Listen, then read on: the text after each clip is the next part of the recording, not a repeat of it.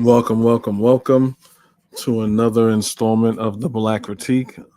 I'm going to do a little bit of a sound test to see if anybody to another installment of the Black Critique. Just to make sure that everyone can hear me. Just doing a little quick sound test. Sorry about that. Let me just check. I'll be right back. Hold on 1 minute.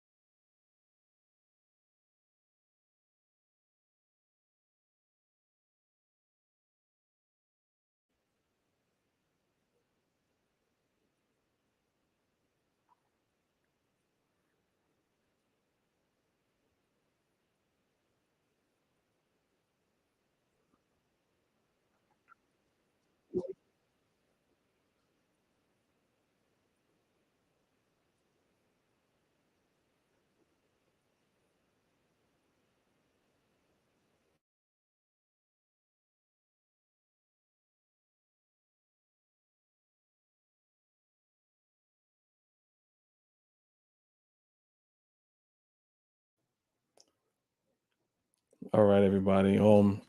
Just doing my little sound check right now. I think I got my audio crossed up. I'm just about to switch it up. I'll be back.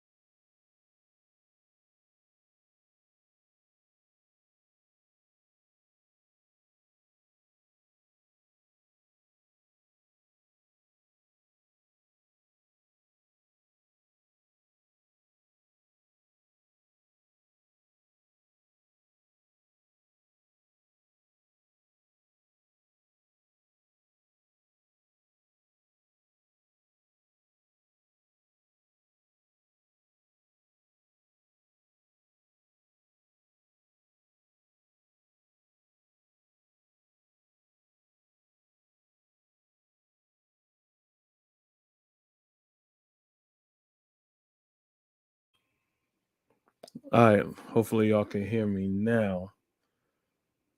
Um, this doesn't happen. Like YouTube happens. It's funny right now. Hold on.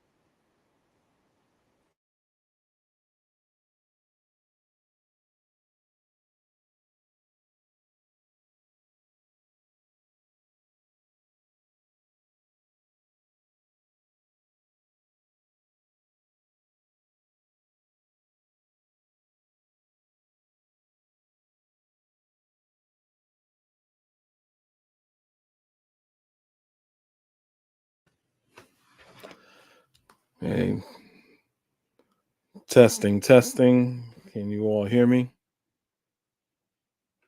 Testing, testing. Can you all hear me? Testing, testing.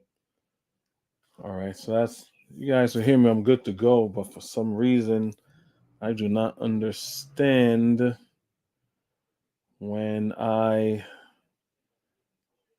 do that. All right, I know what I'm gonna do. Sorry for the late start. Sorry for the technical difficulties. But this is what I'm going to do. All right, just gonna do this. All right, I'm gonna start off with a little bit of Guyanese music, Caribbean music.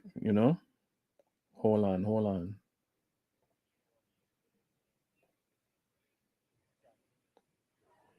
Hold on, buddy. Hold on.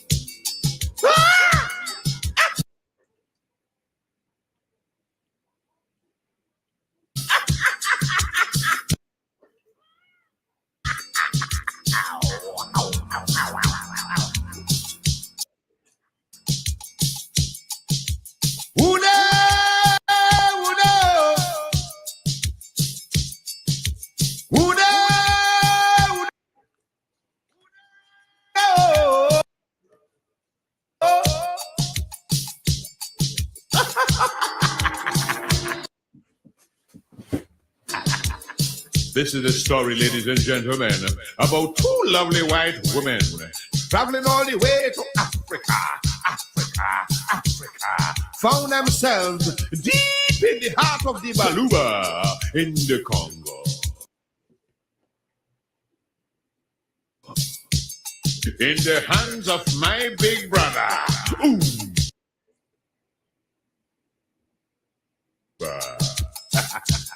Had it been me, I would have taken them back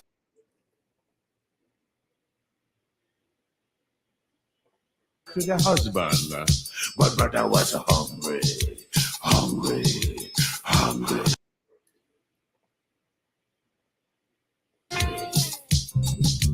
Two white women traveling through Africa, find themselves in the hands of a cannibal headhunter. He cook up one and eat one raw. The taste so good, he wanted more.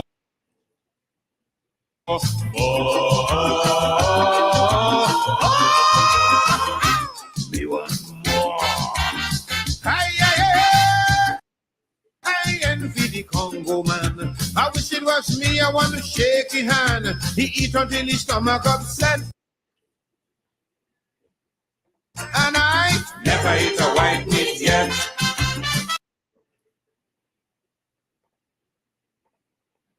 Yes. So we're gonna get into it right now. Why did I pick that song for some of you who ain't Guyanese or Trinidadian or anything like that? The significance to that song, that the reason why I chose that song right there is because that's the song we used to dance to, right? The name of the artist is called Mighty Sparrow. Mighty Sparrow, right? Famous calypso soca artist, right? The name of the song is called Congo Man, right? And basically what he's saying, remember, Mighty Sparrow, Congo Man, look up the lyrics. And as I got older and I got more conscious, I listened to the song again, and it's basically saying the racist trope that Africans are cannibals. So basically, started saying about how there's some white women went into the Congo, and then the white women met the Congolese people, and they put them in a pot and they started eating them raw and all this other stuff, right? The reason why I'm playing this song is to show you that, yeah, he's a black man, but at the same time, he's a black man that is basically making himself look bad because he think he's different from the African, right? The mighty sparrow think, well, me as a Trinidadian is not the same as them Africans there, which is totally not true. So, and this is what's going on. Would you see the title of today's video is basically saying fuck Guyana. Fake Pan-Africanism shows his FBA colors and loyalty to defend Trump, as they always do. And of course, I'm talking about Brandon without a shadow of a doubt. Anytime someone challenges him, right? Just a critique. If we can't be critiqued, like how good are we as men, as people that profess that, hey, we're a voice for the unheard? All right, you should be able to be critiquing, sword sharpens sword, right?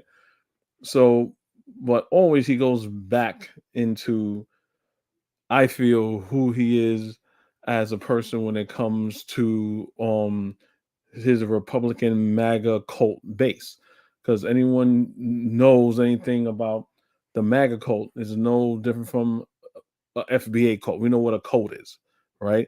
A cult. We always know what a cult is, right? You cannot critique them, you cannot criticize them, and they cannot do no wrong.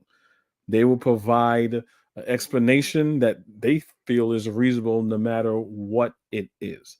And the same ways with FBA. And Brandon is a person that despises FBA, right? And can't fathom how they could come to these certain ideologies. He is guilty of the same exact thing.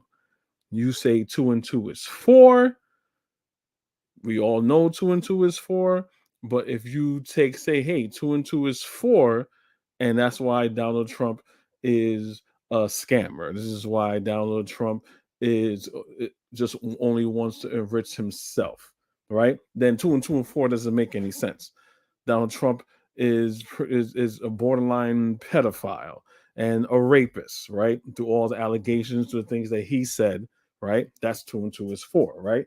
These things have been has been proven, right? And collaborated with other people, right? They've been substantiated with other people.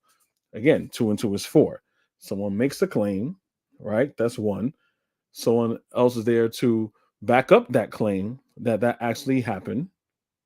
1 and 1, right? 2 and 2 is 4, right? That's 2. The other one, 2, 4. 2 and 2 is 4, right? No, and he's going to tell you why 2 and 2 can't be 4. Why? It's not because of the variables that he doesn't like. It's the fact that where it equals to, it makes his God or his king looks bad.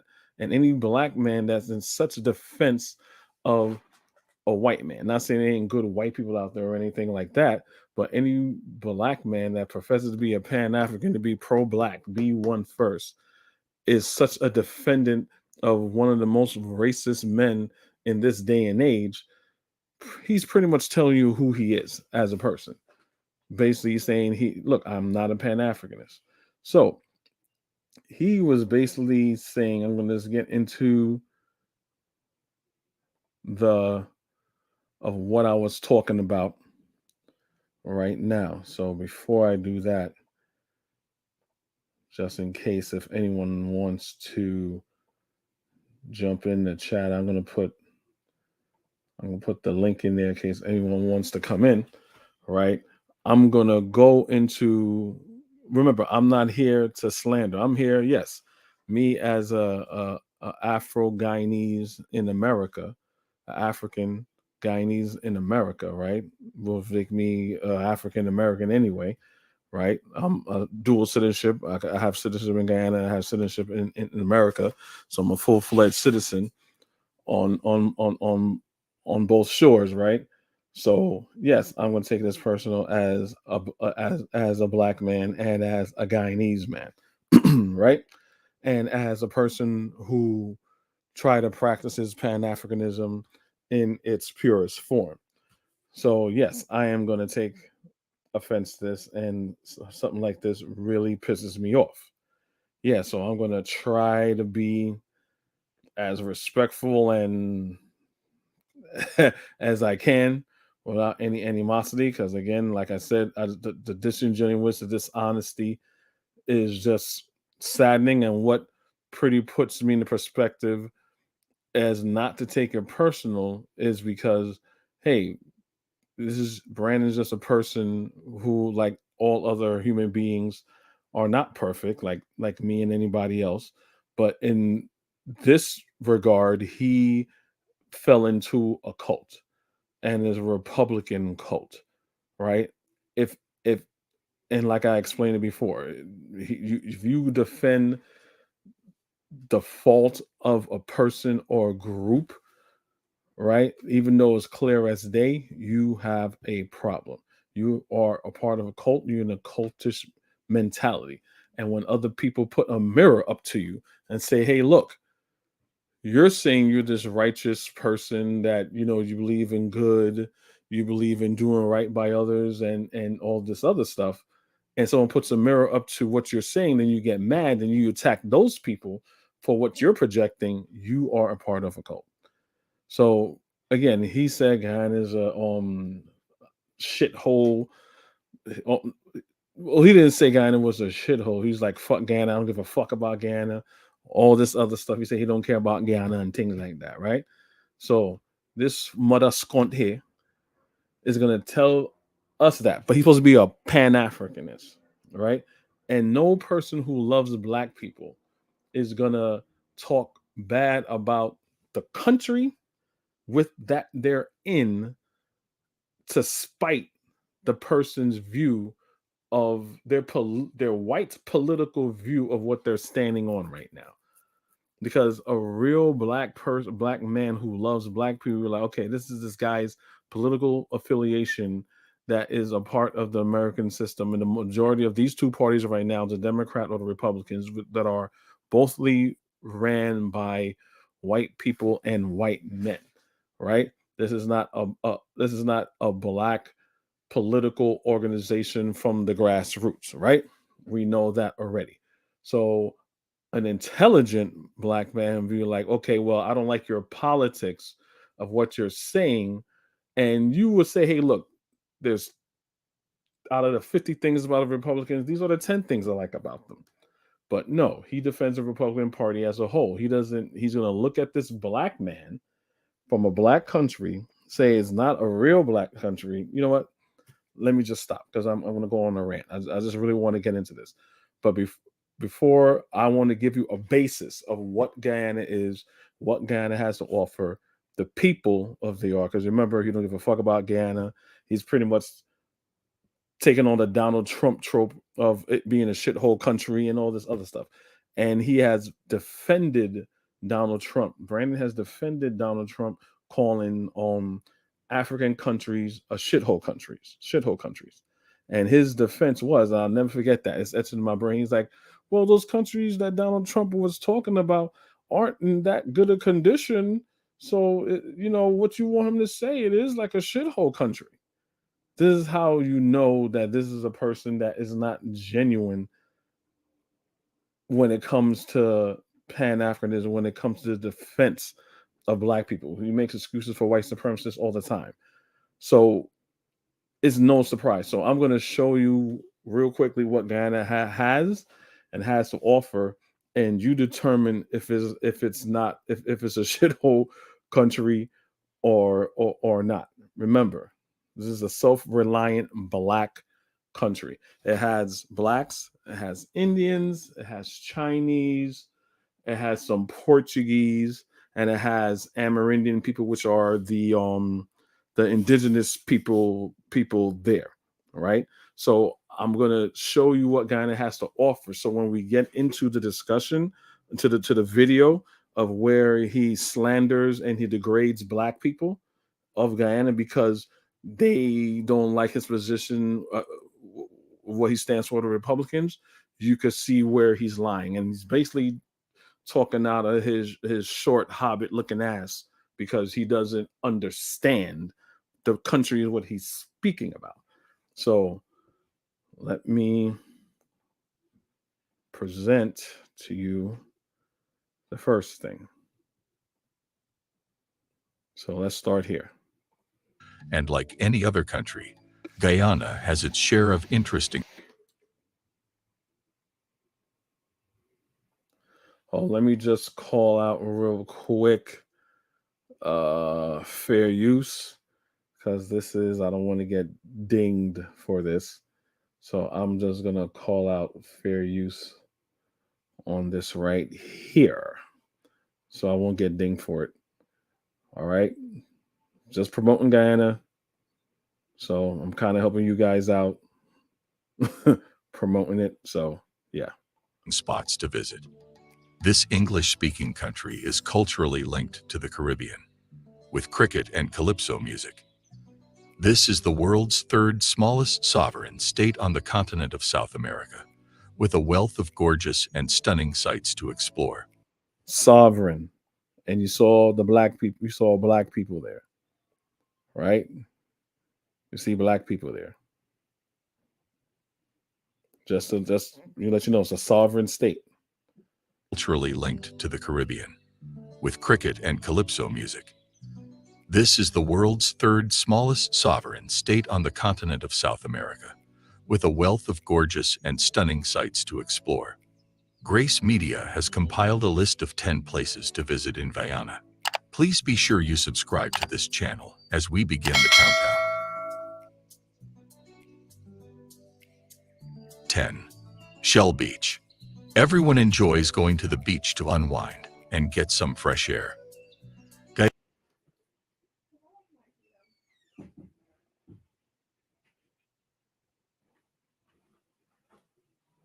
Guyana, like every other country, has a beach where you may cool off from the sun's rays. The most well-known beach in the country is the Shell Beach.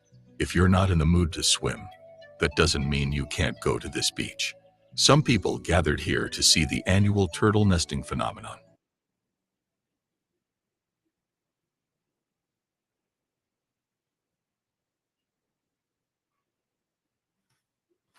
Late March through late August is the best time to observe this. Sea turtles of all kinds and sizes gather to the coast to deposit their eggs during this time. Coming here allows you to witness some of South America's unspoiled coastline, where tiny villages and bamboo huts sprinkle the lagoon,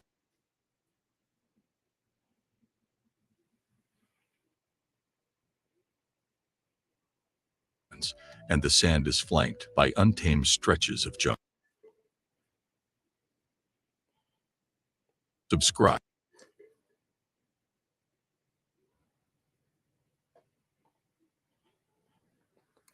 I'm fast forwarding to the I'm not gonna play the whole thing. I was gonna show certain things that I find exciting, and I think that's important to explain my point. Is a port town on the Essequibo River's coast with a lot of metal containers, huts, and streets with very bustling and lively transportation. If you want to get the most out of your visit to Perica, don't forget to visit the bustling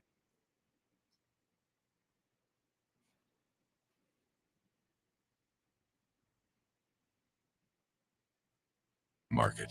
Sunday is always the finest day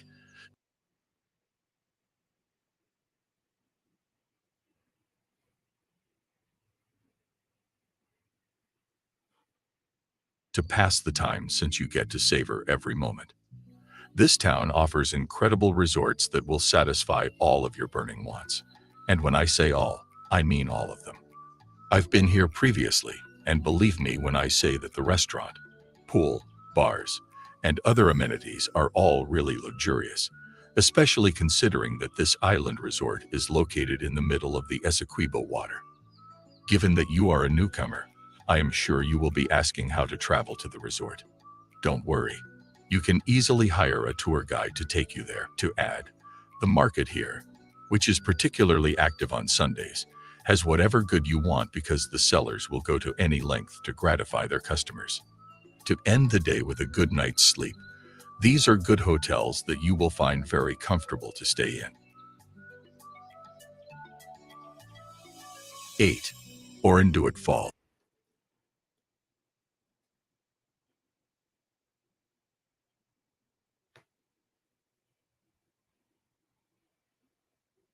Sorry for the buffering.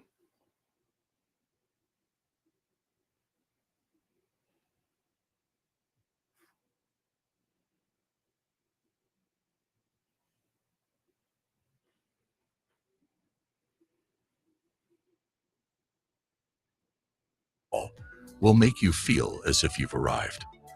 But I'm sorry to deflate your expectations, because this national park is the real deal.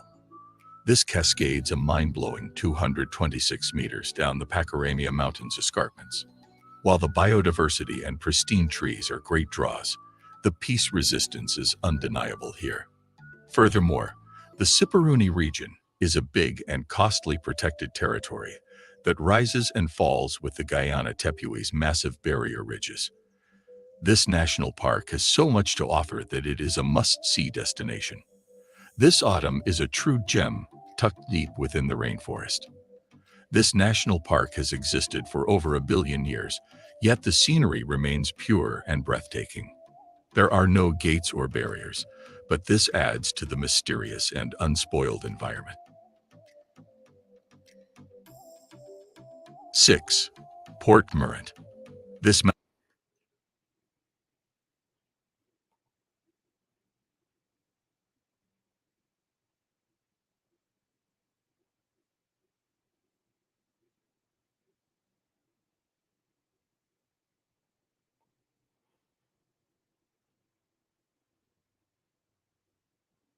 This is Guyana's capital city, which was created in 1781 during the Dutch colonization period, and afterwards came under the jurisdiction of the French and British.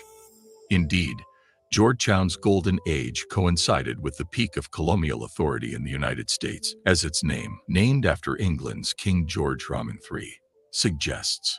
Miners, plantation builders, architects, statesmen, and others flocked to Demerara Maheka to help as the city transitioned from Dutch to French to British rule. There are numerous administration and government buildings, as well as hotels, in this area. This town is well known for its calming effects. There is also a beautiful rainforest and an interesting wildlife reserve in this town.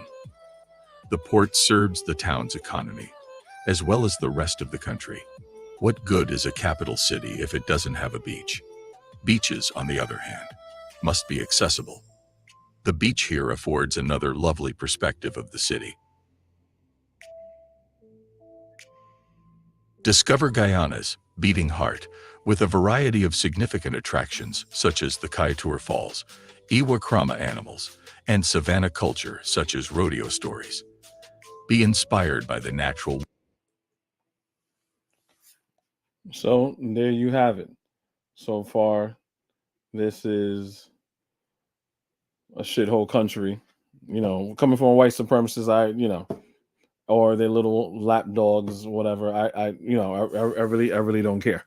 But this is what he's saying. He's defaming black people and their country for what they're in, right? So that's one example, right? Just give me the groundwork of what Guyana is. So when we get into it, you could see the blatant lies and just the disrespect, right? So moving forward was more about the political aspect of it, right? So I'm gonna breeze through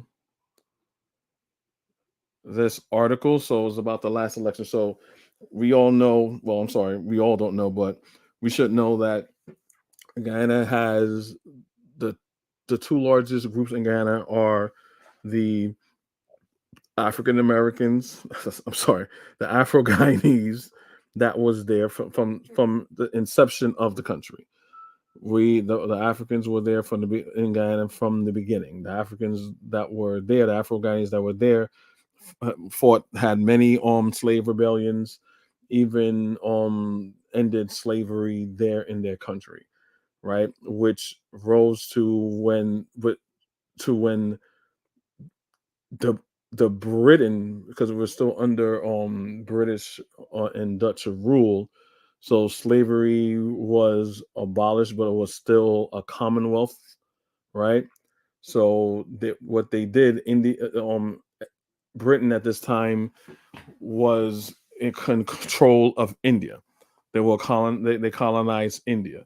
So since they couldn't make the black people work for free or pretty much with slave wages, they tried to have an economic foothold, tried to outdo the blacks that were there, right? Because we kind of had our own economic independence. They brought the Indians, the East Indians in there from India, and tried to have them work there on certain plantations and things like that. And that's how the Indians in Guyana got there. So a lot of Indians in Guyana right now, these Indians that are there right now, they know their roots. They know that they're Indians from India, right? So you have the Afro Guyanese and you have the Indian Guyanese that are there. And the other smaller groups would be the Chinese, the Portuguese, and the Amerindians, right? So when it comes to politics there, these two groups, I don't want to get too far into it, but during when Guyana got its final independence, it was basically handed off to black people, and then the Indians were sabotaging the black people. Then the black people fought back, and then it's like a lot of back and forth, back and forth. That's why politics are so polarized over there, and they're very racialized. So let me share this post where it's going to give you pretty much a breakdown of what it is. Let's bring you all up to speed as fast as I can on the politics of Guyana. So right here, Reuters. Right. I should probably do this later, but that's the president. That's the last president of Guyana. But you know what? I'll do it up here where I am right now. So this is basically explaining. So there was an election. He was the president in Guyana for like a year or two ago. I even have some Indian friends back home and everything and stuff like that telling me like how the country got really nice, really good. They're improving the infrastructure and things like that because the president, his successor was really milking Guyana for resources. Really didn't care about the people too much. It was really more just doing business with India and the United States and China and just pretty much selling Guyana out without giving anything back to the people. So the last election in like other countries, developing countries, and I shouldn't say developing countries, but it has this economical strife. I can't even say that because America is having the same thing. They're saying Joe Biden is not the real president and they want to recount. So Granger, President Granger here, he wanted a recount, right? He wanted a recount because he didn't think it was done correctly. So real quick, this is him. This is a file. Guyana President David Arthur Granger on reviews and honor guard during the Ministerial Trade on Bloc's annual summit, Barista Brazil, case in Brazil. All right, Georgetown, Reuters, U.S. Secretary of State Mike Pompeo. Mike Pompeo. So how old is this article? This is July 15, 2020, right? All right. Mike Pompeo on Wednesday called, and Mike Pompeo also went to Guyana. He went to Guyana after Granger succeeded, and he went to go see the president now. The Indian guy is the president right now, right? Called on Guyanese President David Granger to step aside following a dispute election in the new oil producer, because Guyana has gold, diamonds, has a lot of natural resources there. It's the main producer in sugar. It produces so much sugar. It's part of the government's job. They how should I put it? So Americans understand. Sugar is such a huge industry there that the government controls it, right? They're the main producers of sugar, right? So now they found oil. So they found a lot of oil reserves off the coast of Guyana and all over. So, of course, yeah. Preliminary data from A recount of voters published by Guyana's Elections Commission last month showed opposition candidate Ifran Ali won March's presidential election, but Granger has remained in power, drawing condemnation from regional bodies like the Organization of American States. At a press briefing, Pompeo said Washington was restricting the U.S. visas of individuals responsible or complicit in undermining democracy in Guyana. Isn't that ironic? That's anyway. Wow. In Guyana, he did not name those individuals, of course, because it's full of shit. Um, the Granger government must respect the results of the democratic elections and step aside, Pompeo said. In a statement, Granger's government said it regrets the State Department's decision and said that the outcome of the election was the responsibility of the judiciary, which has not yet made a final declaration. The executive arm has not inferred in the in the functioning of the Elections Commission, the statement read. All right, so I kind of did this one a little early, but you're going to kind of explain what happened. So this is basically to tell you what, the oil that is having, the crude oil that they have in South America, and obviously American interests, right? Guyana's politicals divided along ethnic lines between Afro Guyanese, who mostly support Granger's APNU and AFC coalition, and those of the Indian descent, who mainly back Ali's People Progressive Party. Each of those groups has grown suspicious that the other is seeking control over all oil revenues. So that's the polarization on the racial polarization that we have in Guyana. Now, Guyana is a place for my family. I can speak of. I have a lot of people in my family. I don't mean this from a Black American perspective, and because it sounds like a trope. I got Indian in my family. No, nothing like that. I really have I really have Indians in my family, married into. No one's gonna come out and say they're Indian, right? I have cousins that are half Black and half Indians, and so I have Indian people within my family, right? So there's no, well, you're an Indian and oh, you're a Black. We don't do that here, but there are people in Guyana that are like that. There are very racist Indians in Guyana, and I have friends and families that contest to that have stories where, you know, Indian guy did something and he got away with. Sometimes literally get away with murder, and I'm going to get to that soon.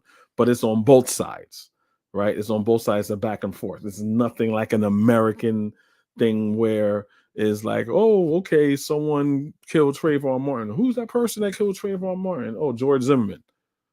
Okay, let's just get on our knees and pray to Jesus, and what it says in the Bible: vengeance is mine, saith the Lord, and they let go and they let God. No, it's not like that in Guyana and most Black nations.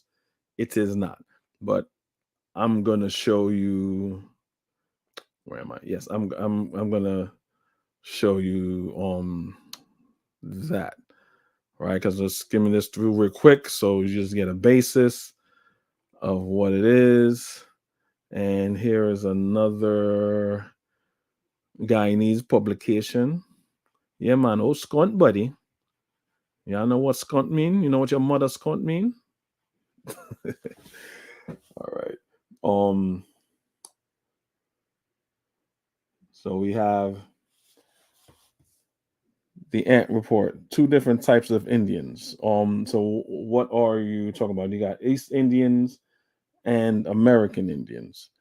Yeah, you're absolutely right. There's two different kinds of Indians, and I said that. We won't call them really their American Indians because they're more specifically told as we call them Amerindian Indians. But we are any Indians you find in Americas, will be American Indian, right? But obviously they have different tribes and different people and things like that. So the Ant Report, yeah, you're right. There's two different kinds of Indians. You got the ones that were imported to the Americas, and you got the ones that were there. So, like, if you look at the map of the Caribbean, it will say Caribbean, but another word that it was also described the Caribbean, which is a misnomer.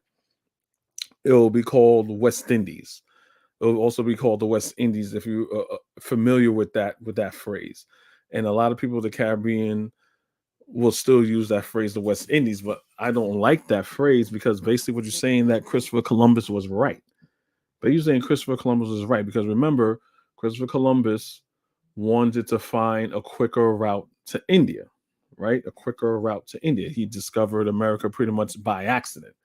So he figured if I sail around the world or this quick route, right, I'll end up, if you guys know geography well, I'll end up on the opposite side of India, which will be on the east of India, and I will be there in the East Indian Ocean. But they still said it, but he still so he thought he was east of India, so he called it I'm sorry, the West Indies. So like no, you're not there. You're not in the Indian Ocean. You're in the Caribbean Ocean, right? So that's why I don't call it the West Indies, right? Hey Anthony, what's up? Yeah, What's up, man? How you doing? I'm doing good. I'm doing good. What you got to say? I'm just jumping on. I know I heard your name said somewhere, you know. So, and I see you talking about this dude, so I'm like, that's probably where I seen it. But what happened with the whole Guyana situation? Because I jumped in that live late when they was discussing it, and I guess a lot of people were upset. Like people of Guyanese. What do you say, Guyanese? Yeah. Guyanese ancestry. Yeah, people were a lot were upset with this dude around that situation. So I'm kind of late to the party, I guess, with that. Yeah, what really happened though, what was that? It was basically a guy named Dwayne Wong or Dwayne Omawale. I saw him on Twitter before I see him on YouTube, and he did an article basically respectfully saying how you can't be a Pan-Africanist and a Republican at the same time. Not saying Democrats is the go-to party. It's not.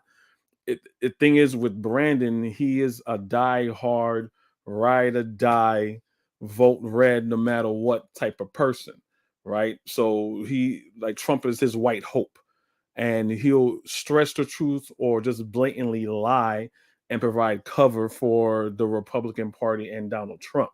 So everybody sees this. So what all Right, he right, did all he did was say, hey, your ideology and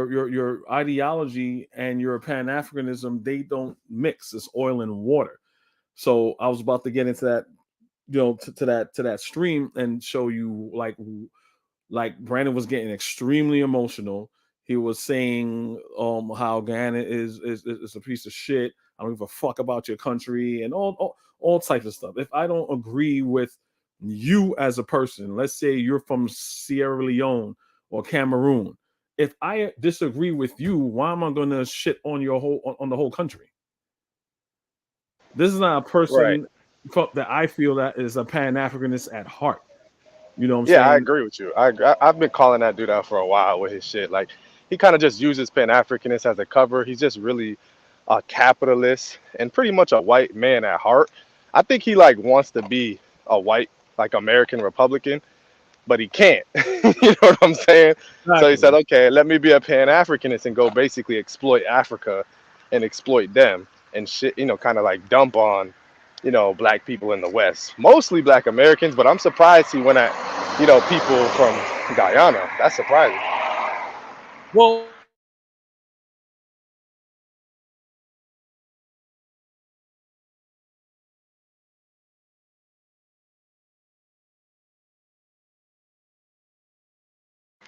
Yo, yo, I can't hear you. he was like, "Are you a homosexual? Are you this?" He was asking, like, to the point where Dynas was on that stream. Dynas, and I forgot the other brother's name. Professor, I forgot his name. They were like, "Yo, come on, why are you going off like that? Like that's Lumumba, yeah, Professor Lum. yeah."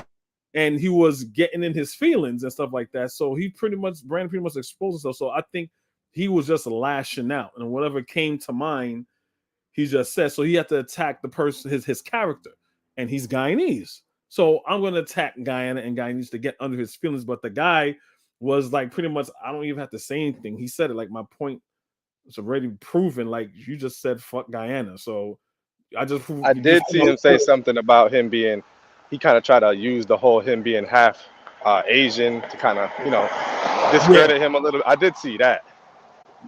Yeah. Because again, it's a melting pot. It's like you here in America, right? And there's a lots of mixed race people here, right? Now he's half Chinese. I know Guyanese people, right? I have a family friend. Her name is Miss Wong.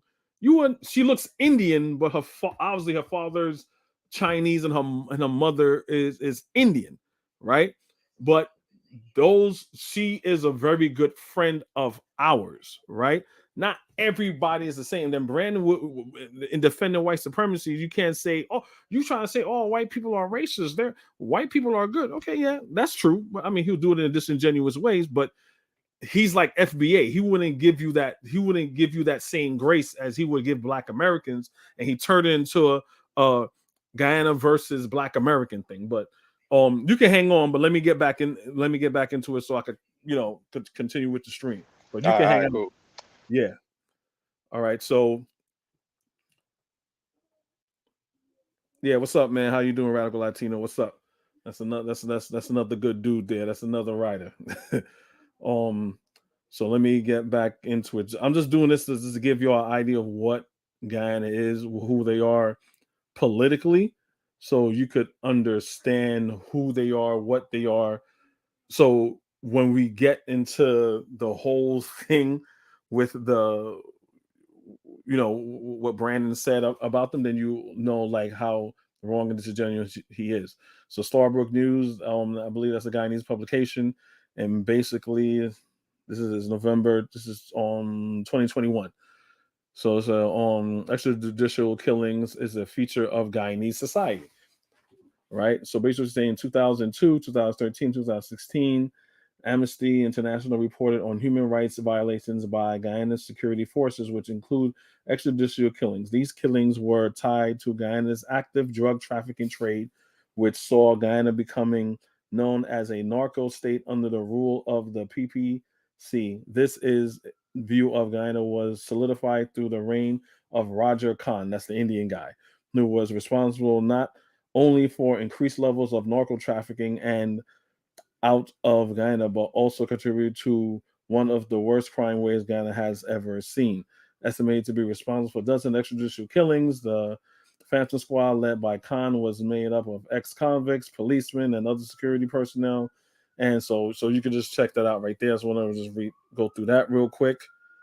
And not saying the Indians are like the problem of Guyana. No, I'm not saying that. I'm just saying it's a mixed bag, because you got this corrupt. I be hearing to be Black cops that also corrupt, and they'll be like asking for bribes and all types of stuff, man.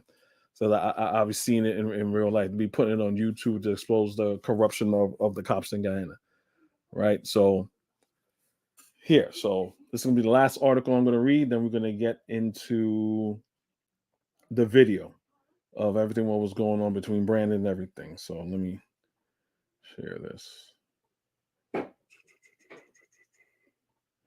All right, so this is a New York Times article. Killings resonate racial tensions in Guyana.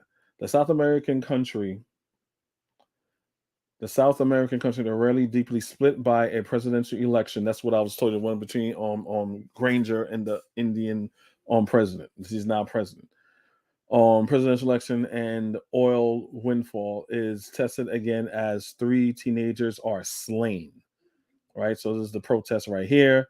Protester this week denounced the killings of Joel and Isaiah Henry. Right, Cotton Tree, Guyana, the gruesome murders of 2 teenagers and the apparent reprisal killing of the third have plunged Guyana into the worst racial unrest in years, coming just weeks after the nations emerged from a disputed election that had deeply divided its 2 dominant groups over the country's newfound oil wealth. The unrest is raising fears of a return of the violence between Guyanese of Indian and African descent that split the small South American nation in the 1960s, right? It's always been a divide. It's when we got our independence and we had the first black president after we got our independence, and has unsettled it periodically since. President Ifran Ali, who took office in August after months-long standoff the election results, said that he will call on Britain and Caribbean nations to help investigate the killings to ensure. So basically, it's two black boys that were killed. Right? He's the president. I don't know why he's asking for all these other people to help, but whatever. This is basically two countries living under the same roof, said Ralph Rakaran, a veteran Guyanese politician who ran unsuccessfully for Congress in March as an independent on a multiracial platform. So he's trying to bring the two groups together, blacks and Indians. You don't have people who are trusted by both sides. There's no Mandela here. The discovery on Sunday of the mutilated bodies of two black teenagers in the agricultural area populated predominantly by Indo-Guyanese had reignited racial tensions still simmering from the election. The Guyanese police quickly ruled out political motives and detained 7 people, but they have not disclosed what led up to the killings. So these are the two boys right here. Isaiah Henry Left and his cousin Joel Henry were killed near coconut fields last weekend. Groups representing Afro Guyanese immediately labeled the killings a hate crime and called on supporters to protest. Hundreds of Afro Guyanese residents took to the streets this week in the northeastern Berbice region where the murders took place, blocking roads, burning trucks, attacking Indo-Guyanese passengers and businesses. They didn't go into their black neighborhoods like black Americans did and burn it down, but we don't even own our own businesses. It'll be either some Indians, East Indians, or some Asians doing it. So when people say you burn down your own neighborhood, I'm like, I don't know about that, but they took it to them, right? The violence escalated on Wednesday when the police said a 17-year-old Indo-Guyanese man, a grandson of one of the detainees, was killed while traveling to his farm near one of the protest sites. Another Indo-Guyanese man was beaten to death after opening fire on protesters later that day, the police said. So there is actually war going on in Guyana. So when you got these FBA fools and goons and ignorant ass niggas that talk about, oh, you're not doing this, you ain't doing nothing in the fight. What are you doing that? We're not doing what the fuck y'all doing. We're not saying, oh, let's leave it up to the court system, and we're gonna pray that God would pray over the jury and the judge, and God willing, we'll see. Nah, we don't do that shit. This has been, I guess, since the 60s. This has been going on. It will die down. Then usually every presidential election, it will start back up. People are getting killed in the streets. I'm not sure if this is going to point to it. So Granger, which is the black president, he succeeded because of all the killings that was going on. So he's like, wow, I want a recount because I didn't like how this election went down. I think there's foul play involved, right? As he's waiting for this to happen, people are dying. People are dying, right? On both sides. I wish he didn't succeed. I wish he saw it through, but I do understand why he's almost like, you know what, you got it, and he just gave up on the election and he succeeded, right? The violence escalated on Wednesday. I read that the callous murders are not seen as isolated. The Guyana Human Rights Association said in a statement, both sides are quick to see them as a continuation of earlier ethnic upheavals. The March presidential election had taken on strong racial overtones, with the two main parties mobilizing, supported by claiming that they would be excluded from oil profits if their side lost. The incumbent David Granger, the black guy whose APNU and AFC party draw support primarily from Afro Guyanese, narrowly. So that's why I want to recount. Narrowly lost to Mr. Ali's, whose People's Progressive Party is backed by a large part of Indo-Guyanese. The stakes in the election were high, fueled by a string of massive oil discoveries. Guyana's economy is expected to expand by about 50% this year, according to the World Bank, making it the fastest growing economy in the world, battered by the coronavirus.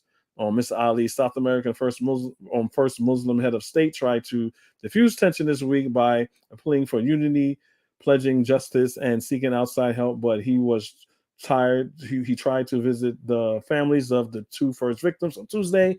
Yada, yada, yada, yada, yada. Y'all can check that article out. Don't want to filibuster with that. I'm just showing y'all that so you get a pretty much an idea of what is going on in Guyana and the upheaval, what's going on over there, right? So right now, what I'm going to do, you got anything to say about that, Anthony, now that I read that? I mean, I would say I definitely had heard about those stories a little bit, maybe last year, because I seen an interview with a woman. She was from Guyana, and she was talking about that there wasn't really any racism in Guyana. So I remember doing a show where I reviewed that exact story that you were reading with the two young men who were killed, because I did like a response to that a while ago, but I took it down by now. But I know a little bit about Guyana and the situations that do go on over there, because that's a country that I tell people about when I'm talking about land purchases, and instead of considering Africa, maybe considering Guyana, Panama. So that's a country I've been having my eye on. I'm not an expert, but I wanted to ask you a question. So, are the Indians that live there, are they all pretty much Muslims? Um, it's a mixed bag. So you have some will be Muslim, some will be Hindu, and some will be Okay, Christian. So if like where you from? I'm from the U.S., so I'm from No, that's not Connecticut. that's not an FBA. Background? Oh, I see you going with you trying to lineage check me. Nah, my dad's Black American and my mom's Italian, so I'm mixed. But All right, Black cool. American, like so-called FBA, right? Like I don't use Yeah. that term, but just to let you know. Nah, so I'm from New York, so I know about Connecticut. So if Okay, you yeah, yeah. so if you're in New York, especially in Queens, they have a place called Little Guyana. So I live next to or in neighborhoods with with Indians from Guyana and stuff like that, right? So some of them, and I went to school with them, everything. They're my friends, my best friends, whatever. Some of them would be Hindu, some of them would be Christian, some of them would be Muslims. Most of them would be either, I would say, non-denominational, or they'll be Christian or Hindu. I don't meet too many Indian Guyanese that are Muslim. I met them, but I will meet more that would be Christian or Hindu. Okay, okay. I just asked because I saw a recent video about Guyana when they were talking about, some of the oldest mosque in the Americas is, I guess, in Guyana. They have some of the oldest practices of like Islam, or I seen like a video about that or something. But the guy that was in the video he was a black man. Oh, I don't know about Though. Well, because some of the earliest people that came from on the slave trade were still Muslims. Some of them were Muslims. So those were the Africans, and even back then we didn't. There was no mosque in the South, like, so I don't know what they're talking about. I'll try to, I'll try to tag you in the video on after this stream and see if I can find it. All right, Yeah. all right, cool, yeah, but yeah, it's a mixed bag. It's like saying, like, every black person here, what I'm saying, is in the Americas is not a Christian. They may be Christian, they may be Muslim, they may be non-denominational, they may be atheist, agnostic, or whatever. So you can't pinpoint it. When it comes to people, I do not like to generalize, because people are not that simple. People are people. They can be whatever they want. They can change their mind or whatever. So yeah. So let me get into this article over here. So no, not, we're done with the articles right now. So right now I'm going to get into Pan-Coonism's accusations of how he was talking to the guy and how he got in his feelings, because No, he again, did get his feelings because he did a whole live stream, with his shirt off and shit, looking moist, with talking about talking about Lumumba. So anytime he does a live stream about another live stream and trying to basically say I'm doing something, he's basically knows he lost, you Yeah, know, and he he's lost. trying to save face. So I Yeah, saw that. yeah, he probably played it back, was like, wow, this looks bad. This looks bad. You know what I'm saying? Yo, you don't know, me and him got into it. And the sad thing about him is like, he's not a stupid person. If he was a dumbass, I'm like, this guy's a dumbass. I wouldn't care.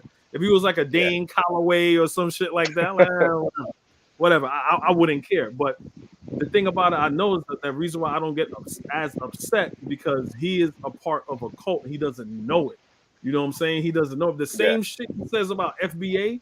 He's like, oh, you can't tell Tariq nothing. You can't tell Tariq's followers nothing. It's the same thing with him. Fact. You can't. You're a MAGA. You're a MAGA chud. I can't. Bro, the dude had a whole MAGA hat on when in the election when this dude was running on Dinah's channel with a MAGA hat, happy as hell. I never saw that. So, oh, you never saw it? Yeah, like, damn. That's I'm what gonna I'm see saying. how you. That's what I'm saying. That's what I'm saying. I think this dude, he's deliberately doing. He's really a white loving conservative, but his grift. What I mean, grift. Not saying that he's taking money from people. His grift is like, if I say I can't say I'm a Pan-African, then tell you that I'm a Trump supporter. Because people are like, get the fuck out of here, and they'll leave. So what he'll do, he would carry on the banner of Pan-Africanism, and then once he gets you in, you're like, what the fuck is going on? What the fuck is he talking about? And it happened to me. It happened to Naps. It happened to a lot of people. People are like, yo, I thought this dude. Same thing with Dynas. I was like, yo, I thought you know how many times on Dynas I come on there and you try to make me. I got so many videos of them saying bullshit and I checkmate him on it. What's that dude's name? Simp Police. That dude owe me money. That dude. Oh, so you the dude that he bet? Oh, yeah. I heard about that like 2 weeks. Bro, I heard about that shit like 2 weeks ago. Yeah. I didn't know it was you though. Money. He owes me because they are in an echo chamber. They like to say this is not echo. No, this is a fucking echo chamber. If I say, if they say prove it, I say okay, here we go. Right? They start talking about some other shit. Like no, with the whole thing with Police, what happened was the girl beat me to it, but she got the wrong information. So when I came back, what's that dude's name? Oh my god, I forgot his name. Diane was like, put it in the chat. Put it in the chat of where it was basically of saying of Trump. Of Muslim bans, right? He said, "Oh, it's something he said on a campaign trail. Then that's something he signed into law." I was like, "Yes, he did sign it into law to the point where Congress had to reject it and say it's unconstitutional." And Trump changed the verbiage, but it still meant the same thing. They say, "No, that only happened on the campaign trail." I'm like, "No, it didn't." So when I came back with I put the video, the link in the chat, and gassed them up. Gas him up on that one. Gas him up. This is when I was on Dynas channel. Gas him up and say, yo, Dynas, Kofi put something in there that you need to see. Oh, we gotta go. We gotta go now. We gotta go. We gotta go. We gotta go. These are motherfuckers. Oh man, I heard about it. Was like $1,000 or something. He said the most money that Cash App or Zelle is allowed to give you, he'll send it. The most money. So if it's it's 4 G's. I'll send you 4 G's right now if you can produce a video of Donald Trump as president saying that there's a Muslim ban. There was a Muslim ban. And I did videos. I sent it to Simp Police. I sent it to him and everything. No response. I know I got friends like, yo, I was on his joint. I sent it to him. He's saying I saw the video. It's like, oh no, nah. Kofi, he lost that one. I'm like, what? And I send him videos, no response. And I was like, yo, just look, I even don't want the money. I don't need the money like that. You call me a bum ass dude, whatever. Just say, oh, I was wrong. You got it. I was wrong. They can't even do that. They can't even do that. Yeah, I heard about that. These dudes are mad disingenuous, man. They talk a good game, but they can't do nothing else. They can't. I agree. And there was a time where this dude, Brandon, was like, he was an independent. And then he came out like one day, like, that's why I went down to the DMV and I registered as a Republican. So he's like I'm seeing him slowly, not even slowly, but just rapidly go towards that far right you know what I mean, Candace Owens kind of direction. And I think he's gonna do a 180 on his like followers and just basically say, you know what I'm saying, just go that straight MAGA Republican way.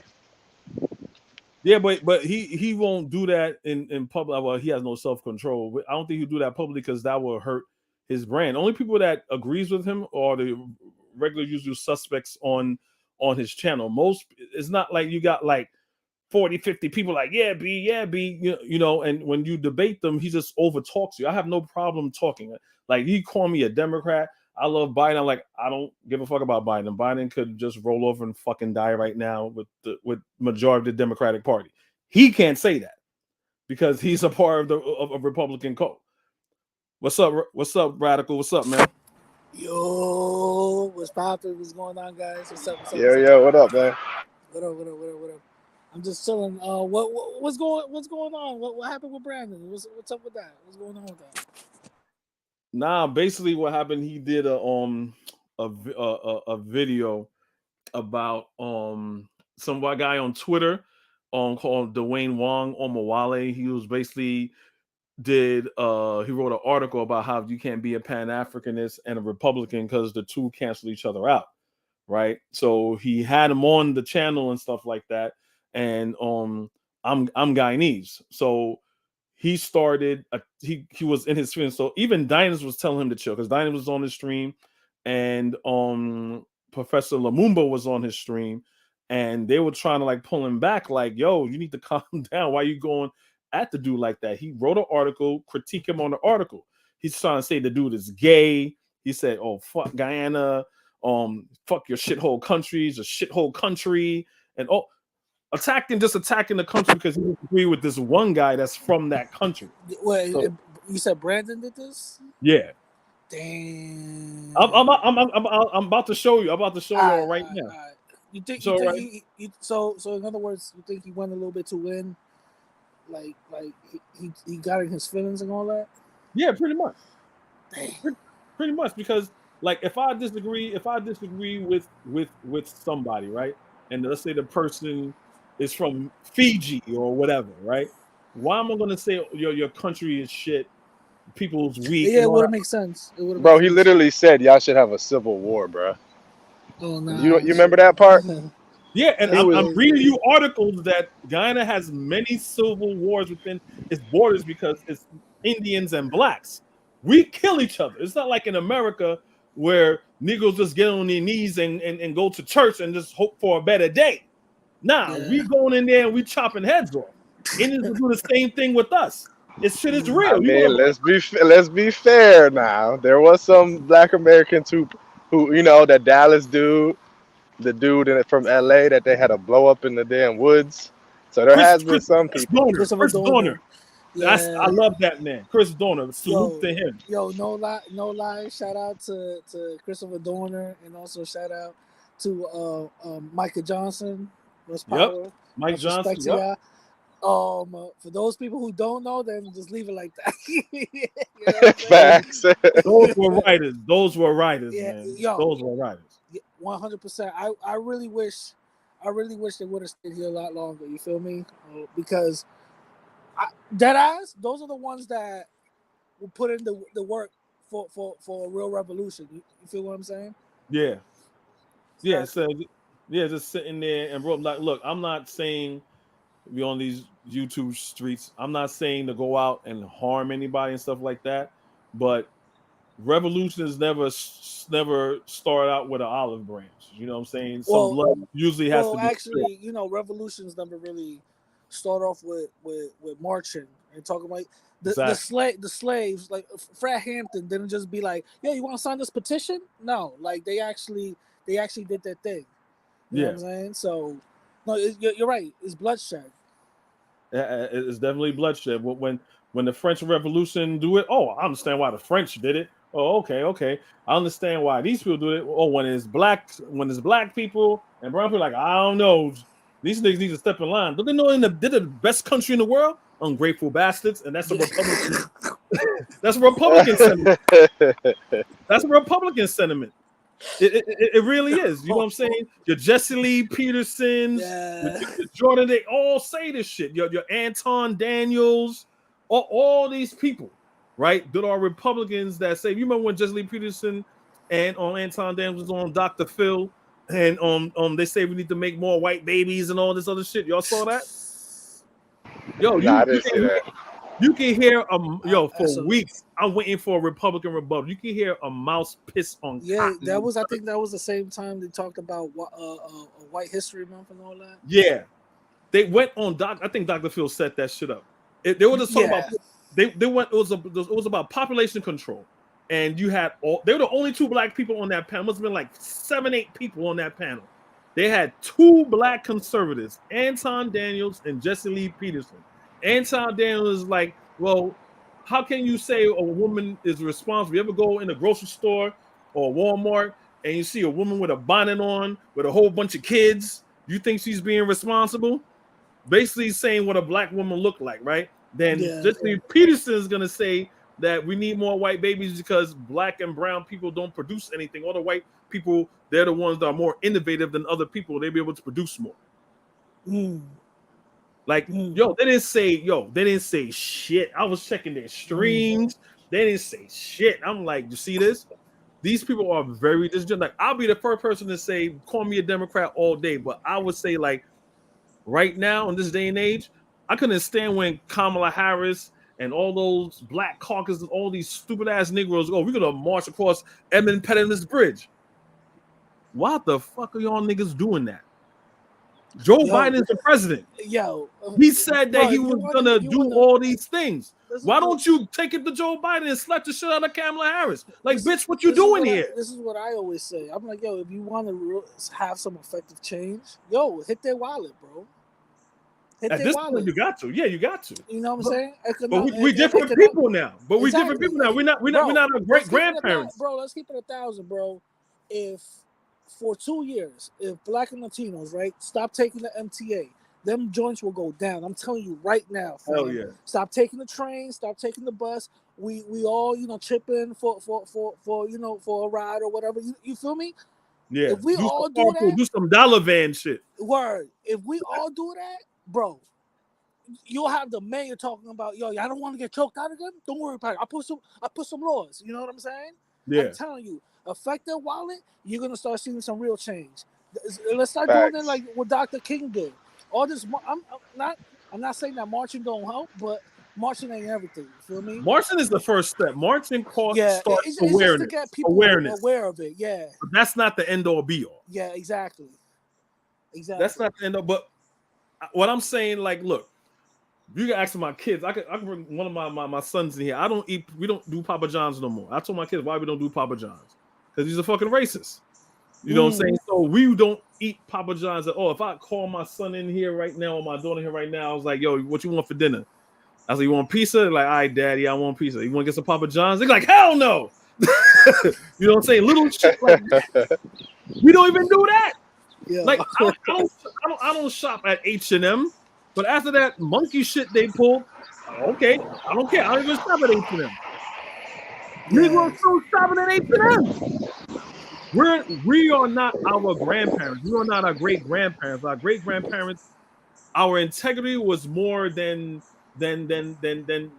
goods and luxuries. That was more important. And I think as the generations went on, we're not focused on that. We don't. Can I say something real quick, yo? Yeah. Because I just realized. Okay, you said you're from New York, right? Yeah. Okay, so y'all both from New York. I'm from Connecticut, so we from the same like tri-state area.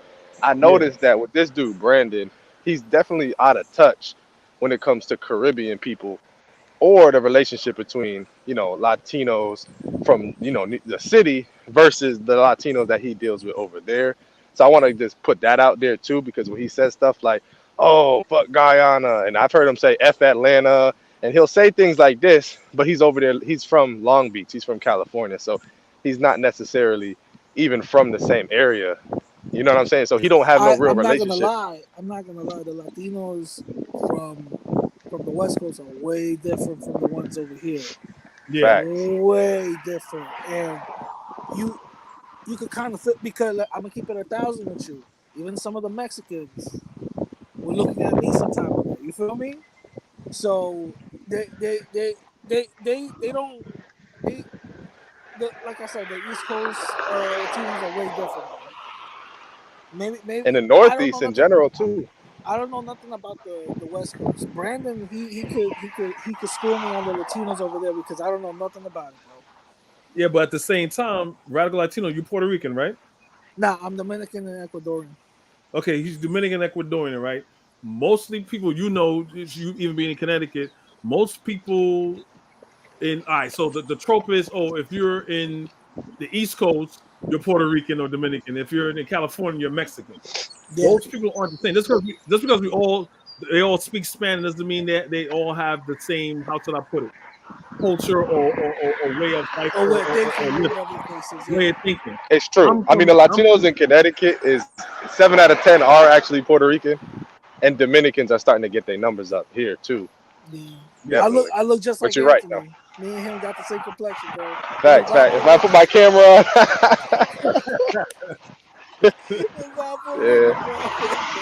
yeah, everybody think that, man. Whoa. Yeah, you know what I'm saying? So let me get into the video right now so I can see what we're talking about. All right. Yo, Anthony, I think you got background noise. You sound like you by the West Side Highway. My fault. Hold up. You got the Major Deegan going on over there or something. I don't know. My bad. I'm walking. I'm gonna mute up. All right, cool. All right, so let me play that up.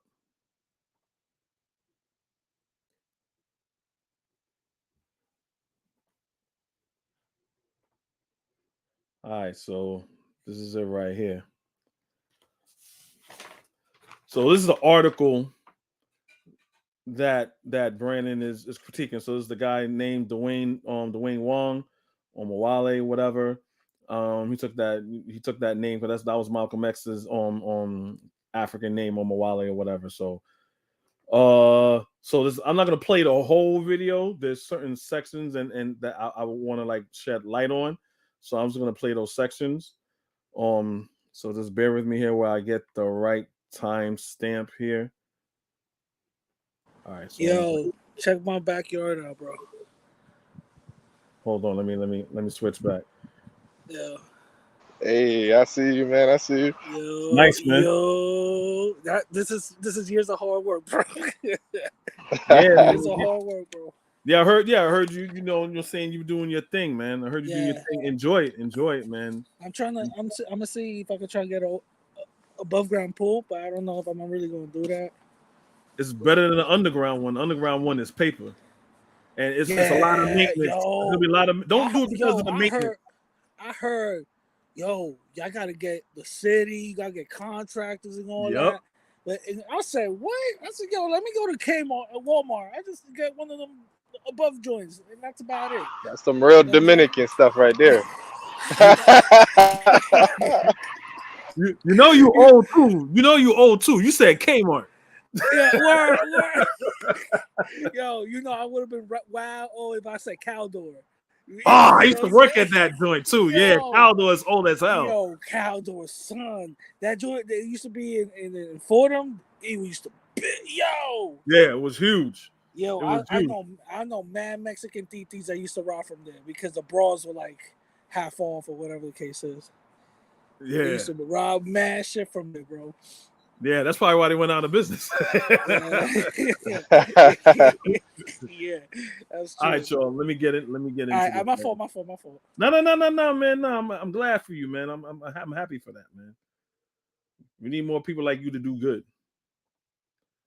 All right, so yeah, let me get the time stamp right here. All right, I'm gonna play it from here. You're not a participant, so you're okay with letting other people decide what happened with your life. I don't deal with white supremacist party. So if you want to support one white supremacist party over the other, that's your prerogative. But that's not if I want to support one white supremacist, so you're throwing white supremacists. So you don't live in America. Nothing that the white supremacists do that doesn't impact you at all. It impacts everyone. I mean, I explained in my article, it impacts Guyana. Apparently, you don't care, but I'm a Pan-Africanist. I do care about Africa. Are you from Guyana? Are you from Guyana? Yep. Yeah, I don't care about Guyana. You should care about it. That's where you come from. Then you're not a Pan-Africanist. You know how many Pan-Africanist Guyana's produced have done more than you have? Well, exactly. That's my point. You're not really a Pan-Africanist. So you hear that? He said he don't care about Guyana. So why would you say that?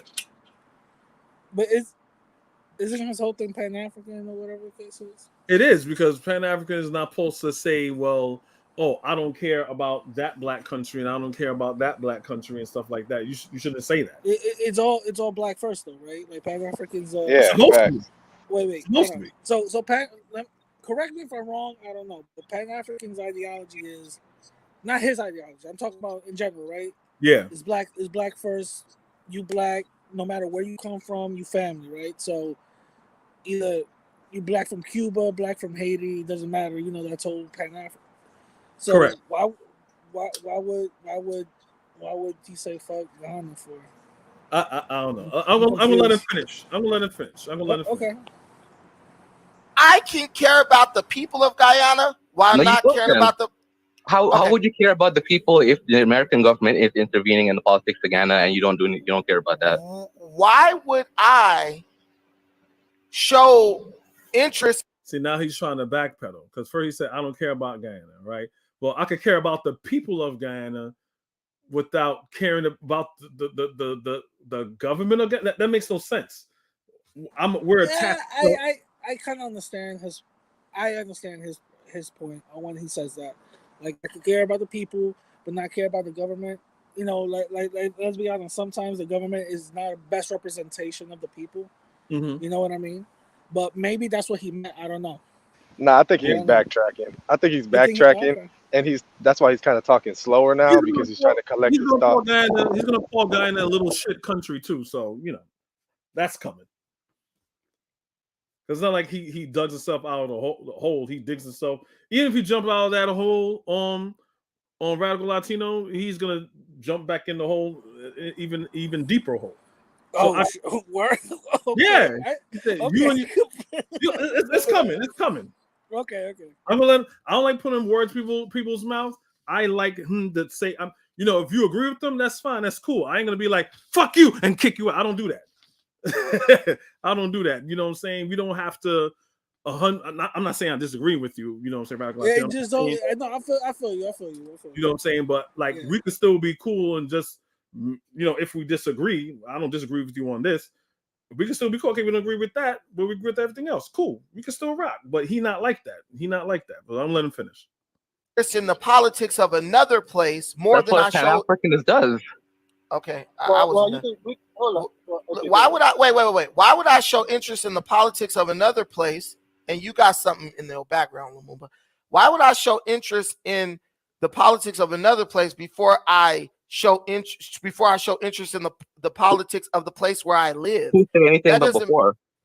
You see, like, why? That's not the question. The question is, you're supposed to be a Pan-African. The Pan-Africanist doesn't mean that whatever nation states you live in, you're supposed to abandon that political ideology and put all your focus on other ideology, on another nation's political on going ons. That's not what Pan-African is, and he didn't say that. So this is what he does. He leads the conversation into this uncharted territory where no one even talked about. He's the man said that you're not a Pan-Africanist if you're gonna say I don't care about Guyana, I don't care about this, I don't care about that. Why would you do that? You're supposed to be a Pan-Africanist. You're supposed to have some concern. You're not supposed to say I don't care. So something in South Africa during apartheid, I live in America or I live in Guyana or whatever. Oh, look what's happening in South Africa with apartheid. You know, the colors and the whites there, they're trying to re-implement apartheid all over again. I don't care. But I'm a Pan-Africanist though. But I don't give a fuck what's going on in South Africa with the white people and in Zimbabwe, the white people taking farmland and stuff like that. I don't care. That's your political problem. Yeah, it's like a conflict of ideology, right? Yes. So, yeah, okay, I got you. I see what you're saying. I agree with you, because I think you can't really separate the two. You can't say, hey, I care about the Jamaican people, but I don't care about the Jamaican government. Like, the government and the people, in a way, are kind of one in certain countries, though. Is Brandon, is he going to break down his stance, like why he says that? Like, look, one thing I can say, he did come on my channel one time, but then I don't know, YouTube was acting funny, and I got back on so he could come back on. So if he's here, as egotistical as he is, and he always think he's right, he will come on. he will come on, and I'll be more gracious, because guess what? I don't have to be emotional. The truth speaks for itself. You know what I mean? I don't got to be emotional. I don't got to twist your arm. I don't got to change the subject. You don't got to yell. You don't got. Yeah, I don't got to yell. I feel you. Joe Biden, pedophile Democrats, grooming. Yeah, some of that shit is true.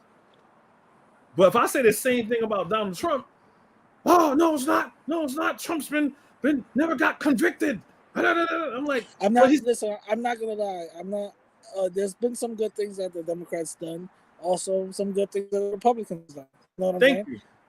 Thank you. It's both, but also there's a lot of bad that the Republicans done, and there's a lot of bad that the Democrats done. I'm not gonna say that one party is better than the other, even though I feel that we should make our own party, but that's for another conversation. My thing is, I wouldn't just, I'm not just gonna lean into one party and just not criticize them. You feel me? If there's something wrong, there's something wrong. I'm not just gonna be like, hey yo, die hard, yo. No, actually, Trump. I'm not gonna do that.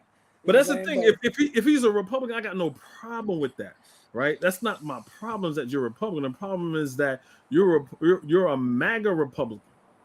That's the problem, where you feel that they do no wrong, to the point where you even don't report them doing something wrong. Mm-hmm. That's the thing. I cannot trust you. You want to be a news source. You want to be a news media outlet for Black and brown people and stuff like that. So report the news in its totality. And if you don't agree with it, then you give your critique, then you give your rebuttal. But he won't even I remember when I was on about January 6th.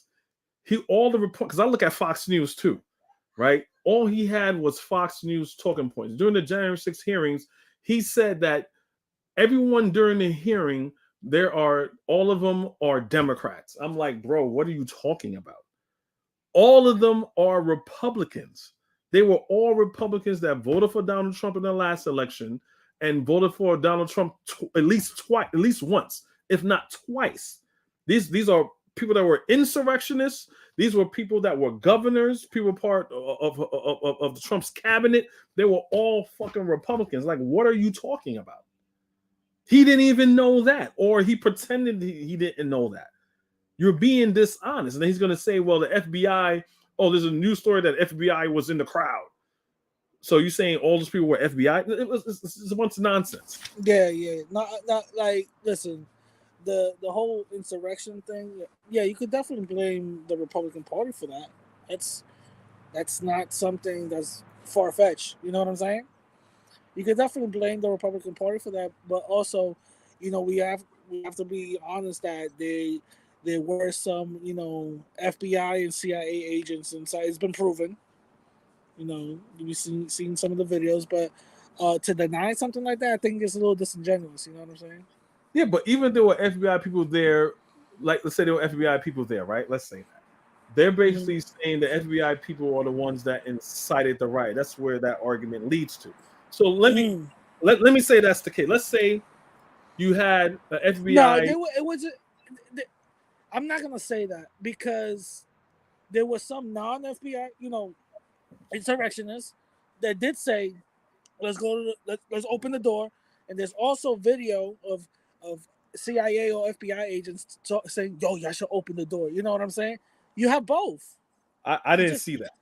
You don't have just CIA or FBI people just saying, yo, you should open the. No, it was also regular people be like, hey, yo, I want to open let me in. You know what I'm saying? No, if you saw that, I would like you to share that. From what I've seen, as far as videotape, I've seen them get into people's riot shields and they're breaking through the windows. They flood into the window. So let's say, for argument's sake, let's do it half and half. Let's say FBI informed, you know what, I want to set shit off. And the FBI informed when one part of the Capitol building broke in, right? But on the other side, it was just regular insurrectionists broke in, right? It's still not right. And then when you get inside the Capitol, the Capitol Police is saying, nah, you cannot come no further, and they came anyway. Either way, at the end of the day, they broke the law. So I'm the FBI. You don't know I'm FBI. That's not saying, okay, folks, FBI, I'm gonna break in this bitch. That makes no sense. No, you don't. I'm undercover, so I'm thinking I'm one of you, right? So even if I give him that, at the end of the day, you still breaking the law under the aspects of like, oh, he's one of me, and we're doing this.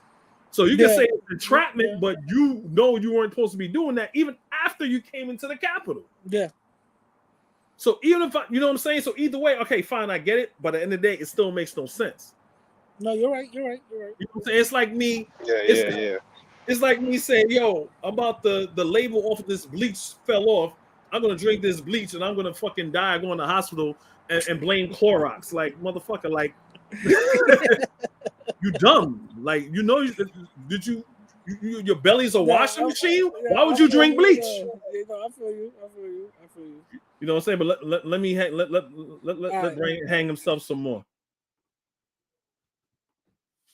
But I nowhere in my article that I see anything but before you adding You're that. worried about Guyana, but you live in America talking about I don't participate in the white I also mentioned Somalia in the article, so it's not just worried about Guyana. I'm worried about African people, period. But you just said you don't care.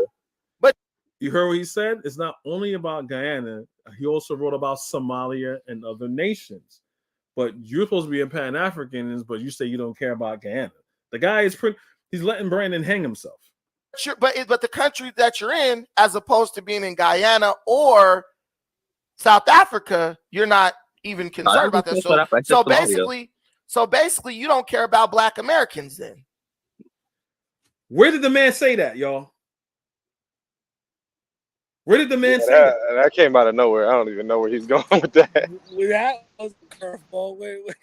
Whoa. He says, so you don't care about Black because he didn't write Black Americans and he just wrote about Somalia and South Africa. And he said that. How do you deduce that? I'm confused just now. Me too. I don't know how. Wait. This is coming from the guy who said, well, there was like a Jamaican or something on his panel one day, and he said that he had more in common with him than he did with me. This is the same guy, and I'm half quote unquote Black American. And he said, he was like, oh, I have more in common with this guy than I have with you. And because he was saying it because they were just Black, which he's trying to say, okay, he's Pan-African. But now he's trying to basically say, you don't care about Black Americans and kind of delineate. You know what I'm saying? So it's like, what the hell? It should make no sense. Look, my niece and my nephew, my brother, he likes white women, right? That's all he likes. He likes white women, right? But my niece and my nephew, they know that they are Black, right? And to say that when Brandon says it, he's trying to say, well, maybe is your mother Italian or is your father Italian? Anthony. My mother's Italian. Okay, so he's basically trying to say, without asking you, is that you were raised up under your mother, right? And you have an Italian culture, and you have no relationship or know anything about your father. That's a gross assumption. No. What he was saying was he was basing it off of race, because when I was the context was I was talking about ethnic group, and I was talking about like not race. But what he was trying to do was say, well, I have more in common with this person based off of race, meaning like he's not mixed race, like he's Black on both sides. So he was the context was I was talking about ethnic group. So for example, if my dad was from Guyana and I said, oh, I'm Guyanese. Mm-hmm. You know what I'm saying? And then you said, well, I have more in common with Brandon because me and him both have two Black parents. So that's kind of what the context was. It wasn't about like. No, I get it still, but it's still basically saying, look, Obama, right? You ain't got we ain't got shit relatable with Obama. He was raised with his white mother. He was in white communities with his white mother and his grandparents. He didn't get with Black people till he went to Chicago. This is in his book. The first Black woman he dated was Michelle Obama, right? So again, she showed him what it was. She showed him what it was. Exactly. I'm not knocking him for his upbringing. I'm not knocking for his upbringing, but if that was your upbringing, then I understand what Brandon would say. Well, hey, look, No, but I'm just telling you the context. It wasn't about the upbringing. It was about the okay. race. That's what I'm saying. Because I wasn't really raised up in my mom's family, so it wasn't about. It wasn't really like that. We were talking about race, and like I said, that was back when I was like Radical knows. That was back when I was like talking about ethnic groups, like not Yeah. FBA all that bullshit. But I was heavy with the reparation shit, and what he was trying to do was like just like he did with that dude that's half Chinese. He tried to point out what he perceived to be a weakness of me being mixed and says, Yeah. well, I have more in common because he was pushing against reparations and FBA and all that stuff. So what he was trying to do is say, well, I'm going to point out again that you're mixed and say, well, I have more in common with this person from Jamaica than I have in common with you because he's black on See both now sides. that right that or like I would understand if they like grew up in the same area. You know what I'm saying? I think that me, you, and Kofi right now we got more in common because we grew up in New York. Facts. You feel what I'm Nah, saying? that's a fact. But I Yeah. understand that commonality will it's limited because then we'll talk about cultural, And he something doesn't else. You know because what I I'm grew saying? up around Jamaicans and Exactly. Puerto So Ricans, so he doesn't. exactly. So, but So he was so talking about race, though. yeah. So my thing is like we'll probably have a difference when it comes to culture or whatever the case is. For example, my dad is a black Dominican. It's like Brandon color, but a little bit more darker, right? My Mm-hmm. mom, she's wild light skinned. Look how I came out. You feel me? And Yeah. I had not Pan-Africanism, but I had black Israelites telling me that I'm black. Yeah, Telling you me one of the that lost 12 tribes. Yeah, I know. yeah, exactly. Talk about don't be afraid of your African blood, brother, blah blah blah, and all this other stuff. And then I had other black folks telling me, you're not black. You just like a tan Latino. You know what I'm saying? So I had that double. I'm like, hey yo, I have certain black folks call me black, right? But then I got other black folks telling me that I'm not. So which one is it? You know what I'm saying? Like, what stamp do I get? You feel me? So But you when it came to all of that, and then growing up, and then actually finding out, like, okay, some of this like ideology is a little wacky. You feel me? Well, it And would be like this, Kofi. Like, okay, so you know how they got people in Guyana that's maybe has one parent that's Indian and one parent that's Afro Guyanese, right? It would yeah, be like if that. I got that in my family.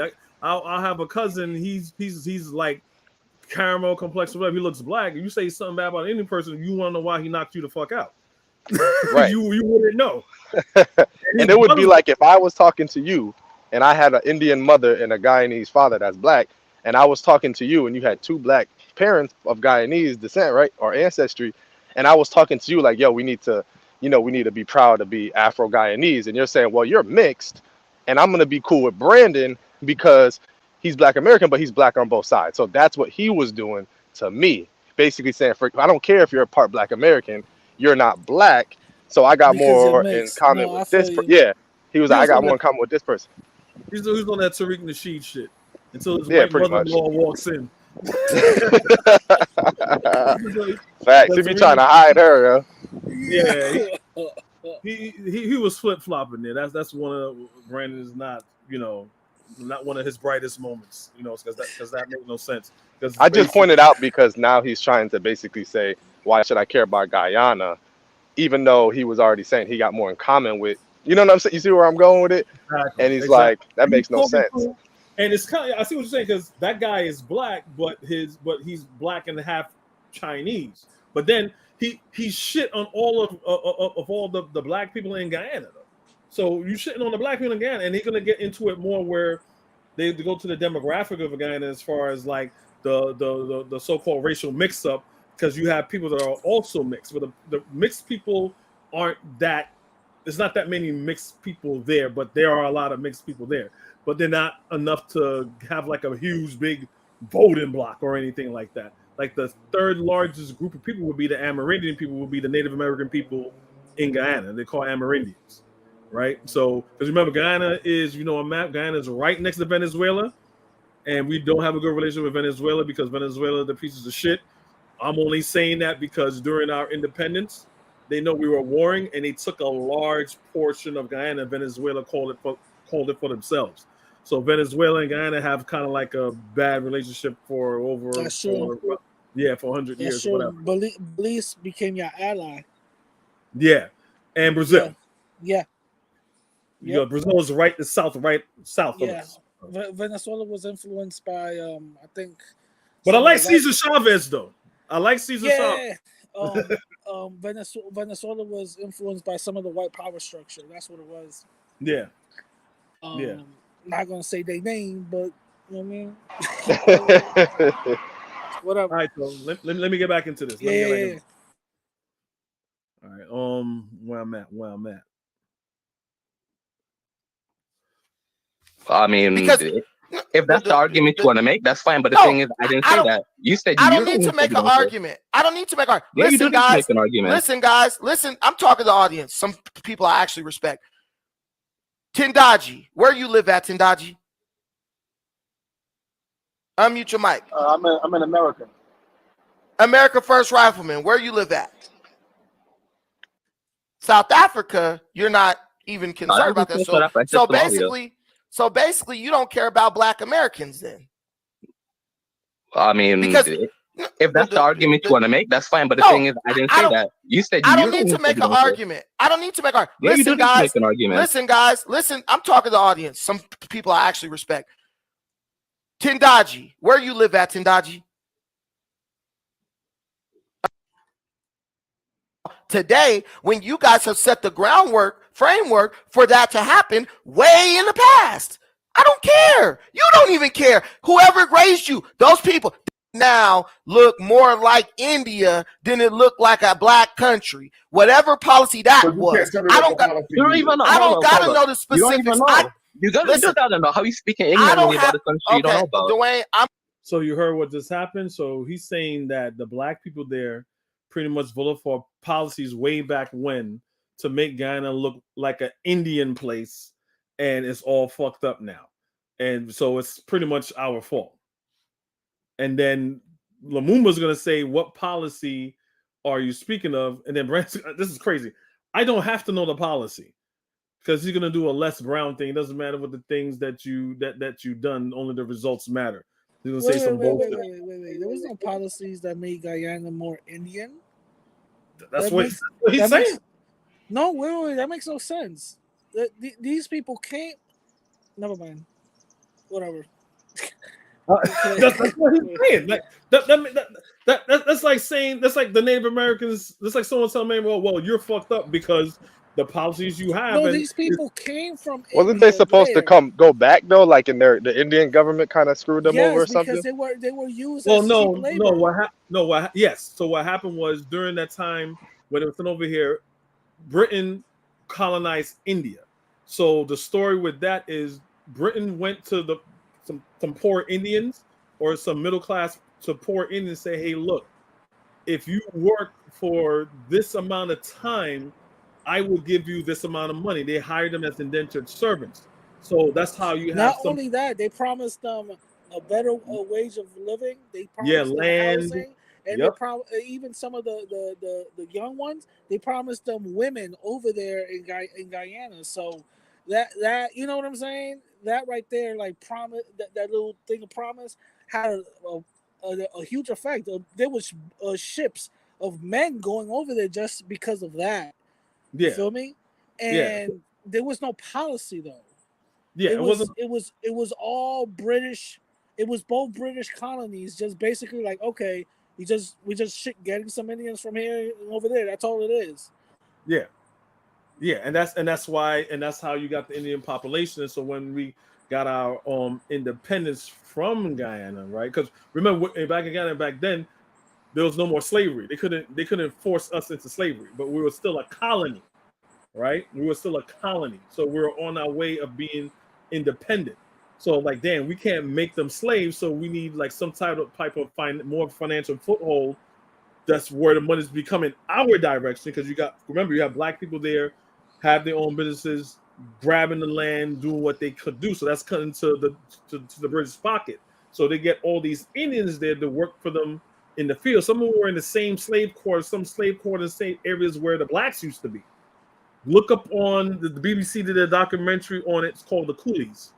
Now the Coolies is a derogatory name. It means laborer. So don't go to a East Indian person and call them a coolie because they want to fight you. That's like their N-word. But yeah, I've heard. They use that in Jamaica too, right? Yeah, but from what I know, Jamaicans usually they use it not in a derogatory word. They usually use it in a word to describe someone who's mixed or someone who's mixed with Yeah, I heard black that. and Indian. Yeah. So in Guyana, if you say, oh, look at that stupid coolie boy over there, the boy, look, so then it's gonna be like, yo, like who you calling coolie? And they call you black this, you black that, you nigga this, and then there's a fight. Then literally in Guyana, heads start rolling. In America, it's different. It's like I'm calling 911. In Guyana, it's like, oh, I got this machete for your fucking neck. That's how the shit is. I know. I have Indian friends that would tell me like, yo, some black guys try to rob me, whatever, and yo, my uncle killed 2 of them. All of that shit is real out here. Shit is all real of that out is happening, calling each other cooling, all that other stuff, and white folks are just looking at like blacks. Exactly. That's what, but see, that's what they're doing. They don't want America. I'm pretty sure America don't want us getting that African, Caribbean, Guyanese spirit where, okay, you don't like me because I'm black? Okay, it's on. One you thing kill I will mine, say, I'll kill yours. I'm gonna tell you something right now. One thing I will say, them island black folks, they don't play around. They don't. They don't play around. They will get in your ass. I'm telling you. You fuck around with them, it's over, bro. They'll take a machete and it's exactly. And so when Brandon is saying, well, oh, it's like that because of shit that we did, like what are you doing? We're fighting. What you do? I'm gonna sign Republican. That's his revolutionary act. I'm a Republican. But I mean, he said in 5 years when his daughter's 18, he's going to Kenya. That's what he's gonna do. He's gonna just go to Kenya. But he beats up on other black people that want to do the same thing he do. He's a Tariq Nasheed. He's a Tariq Nasheed of the Republican Party.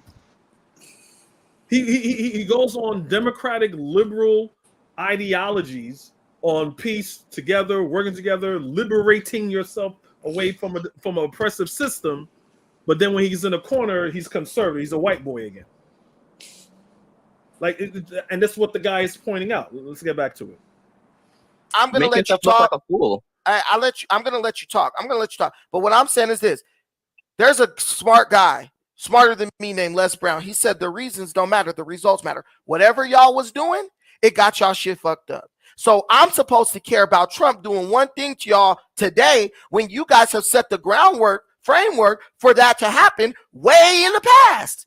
I don't care. You don't even care. Whoever raised you, those people, they don't even care. So Pan-Africanism, yeah.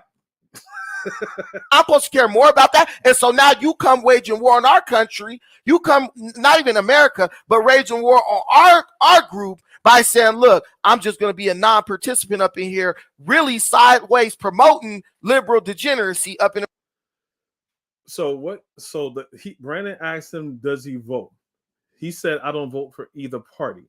So by Dwayne not voting for either party, he's saying he's waging war on Americans, especially black Americans, even though the man never said that. Brandon's talking for him, right? So knowing that Republicans are unpopular, he knows, okay, if you are non-participant and Democrats got mostly the whole or more popular, right, then you're voting for the degeneracy, which is Joe Biden. And I always ask him, okay, Joe Biden is a part of the party with that whole crazy LGBTQ, queer, trans nonsense, right? That's his party. But is Joe Biden putting policies for that? That's what the question I would like to ask Brandon. Like, no, that's my party. So see, he's a part of the Republican Party. So, but if I go into his closet, am I going to see a hood?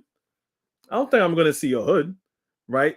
So that's like me saying, well, if you're a Republican Party, you're a part of the KKK, Stormfront, alt-right, Breitbart, all these white nationalist groups. No, that's not true. It's not that simple, right? But him and his Republican reptilian brain thinks that, well, if you're a Democrat, you for all these trans rights and men could put a wig on and put their dick between their legs and say they're a woman and compete in sports. No.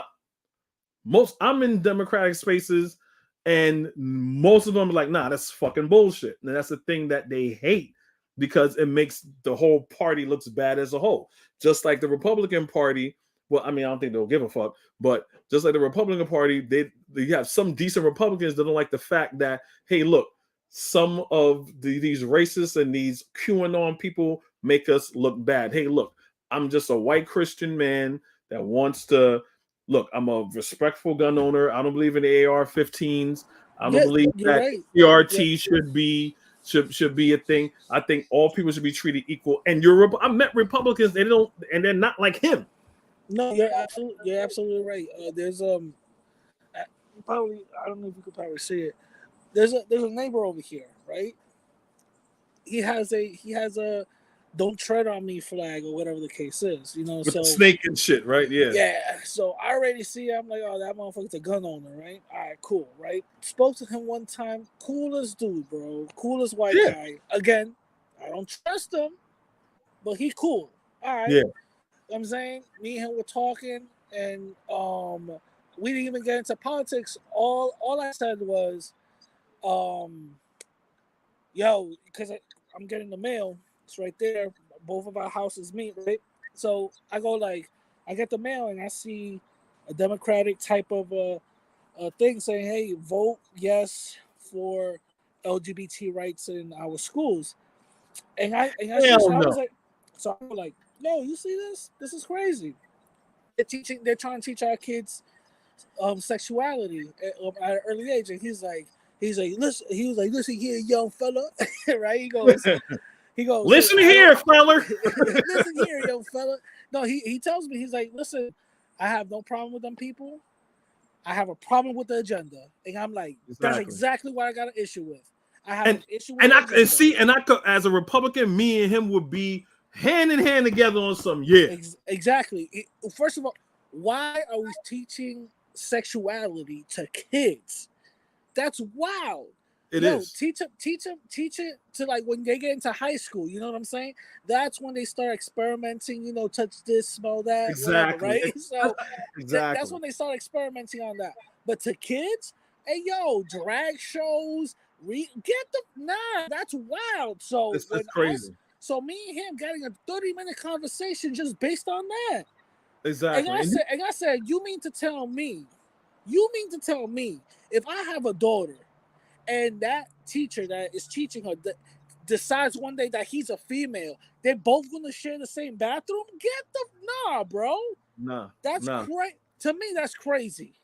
Yeah. You know what I'm saying? Yeah. That's crazy to me. So I was like, so me and him were in agreement. Now, if I would have told them about reparations, different. Maybe we would have had a different conversation. You know what I'm saying?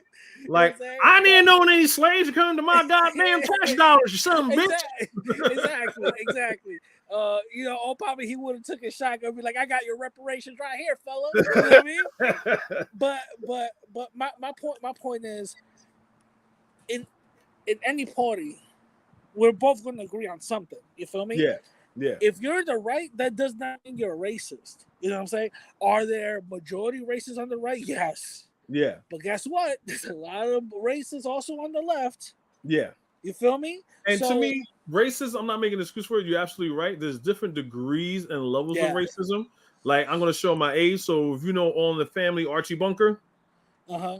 So he's racist in the, like, he's not KKK racist. He's like, to me, the average racist. Like, hey, look, black people are good at sports, but they're criminals. But hey, they're people. Yeah. Just don't leave your purse around them for too long. You gotta remember that same Archie Bunker. This is when we're talking about white supremacy, right? That same dude will be up in the jury pool. Yeah. Getting all the facts about how this guy didn't have a gun or whatever, he still be like, guilty. You know what I'm saying? Those are the moderate races that creeping through decent society. You know what I'm saying? It's like, okay, he's not an asshole or whatever, but he has certain like even my son was in a social studies class, right? Now the high school my son goes to, I like the high school that he go to, my kids go to, because it's multiracial. You have blacks, whites, Asians, Indians, Middle Eastern people. I like that. they were doing a lesson on Reconstruction and slavery and stuff like that. And I think it was this Asian girl was like, "Oh wow, I didn't know black people really went through that and it still exists today. I thought that that's just their culture." And she said this out loud. My son is like, "What the fuck?" But there's nothing wrong with that because she didn't know. Yeah, but that's CRT. CRT. Yeah. But that's the thing, though. A lot of people. So some people think that black folks just go out of nowhere and just start bugging out. You know what I'm saying? Yeah. Now we got to understand. A lot of it has to do with self-responsibility. First of all, you shouldn't be going up in the store and just fucking shooting the place up. You know what I'm saying? But also, conditions shouldn't be the way that it is for that person in order for him to do that.